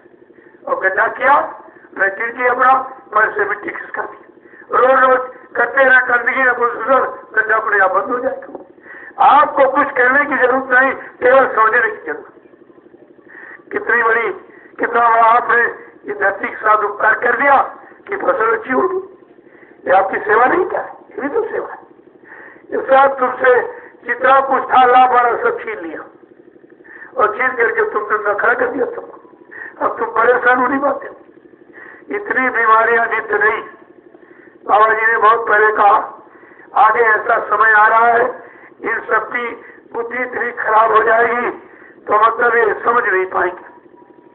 आगे बड़ी बड़ी बीमारियां होगी, एक की दवा 100 में न मिलेगी। सब लोग कहते हैं बाबा जी पागल हो गई, ये क्या कह रहे, वो आगे का समझ ले गए और तुम्हें सामने का दिखाई दे देगा। तुम अपनी क्षमता उनसे कहते और आगे समझ देख लीजिए। कोई शरीर ऐसा नहीं जिस बीमारी ना हो। अगर आप नहीं कूदते तो हवा प्रदूषित होगी, वो तो अंदर जा ही नहीं है। जल प्रदूषण आप वो नहीं पीते हो, धरती पर प्रदूषण इसमें रह रहे हो तो बचोगे कैसे? इतना माहौल खराब कर दिया कि अब बचना तो बड़ा मुश्किल है। बीमारियों से मुक्ति पाना बहुत मुश्किल है। लड़ाई झगड़ों से यानी अलग रहना बड़ा मुश्किल है। इतनी अव्यवस्था फैला दी गई कि आदमी अपने अधिकार के लड़ रहा, लेकिन अधिकार मिलने का न्याय नहीं मिला उसको। कहाँ अधिकार मिला? हर चीज पर दृष्टि डालते रहो, बच्चों को सुनते रहो। जय गुरुदेव। आप लोग चलिए अपनी बड़ी सेवा में, मैं आऊंगा आपको दर्शन करूंगा, तब तक प्रसाद तैयार हो जाएगा। ठीक है, भंडारे वाले पूरे भंडारे में इसको रोटी बनाओ और घी चुपड़ देना, बहुत घी रखो।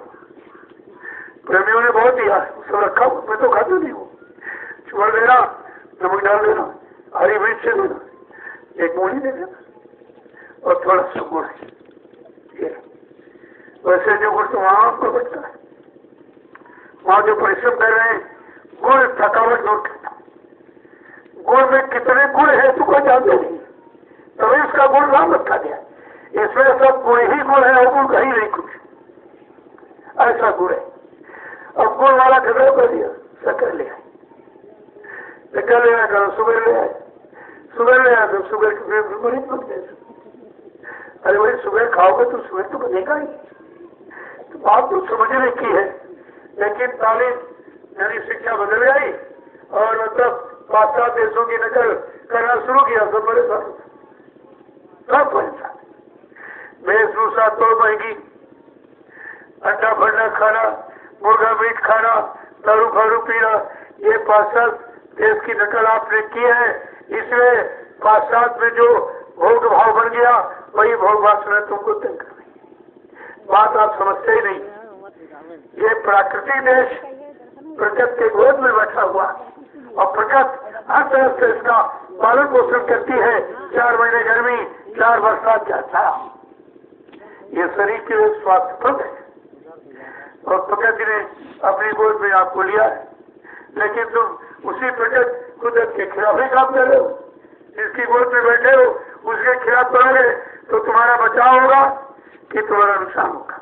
यह भी नहीं समझ पा रहे बेचारे। जय गुरुदेव।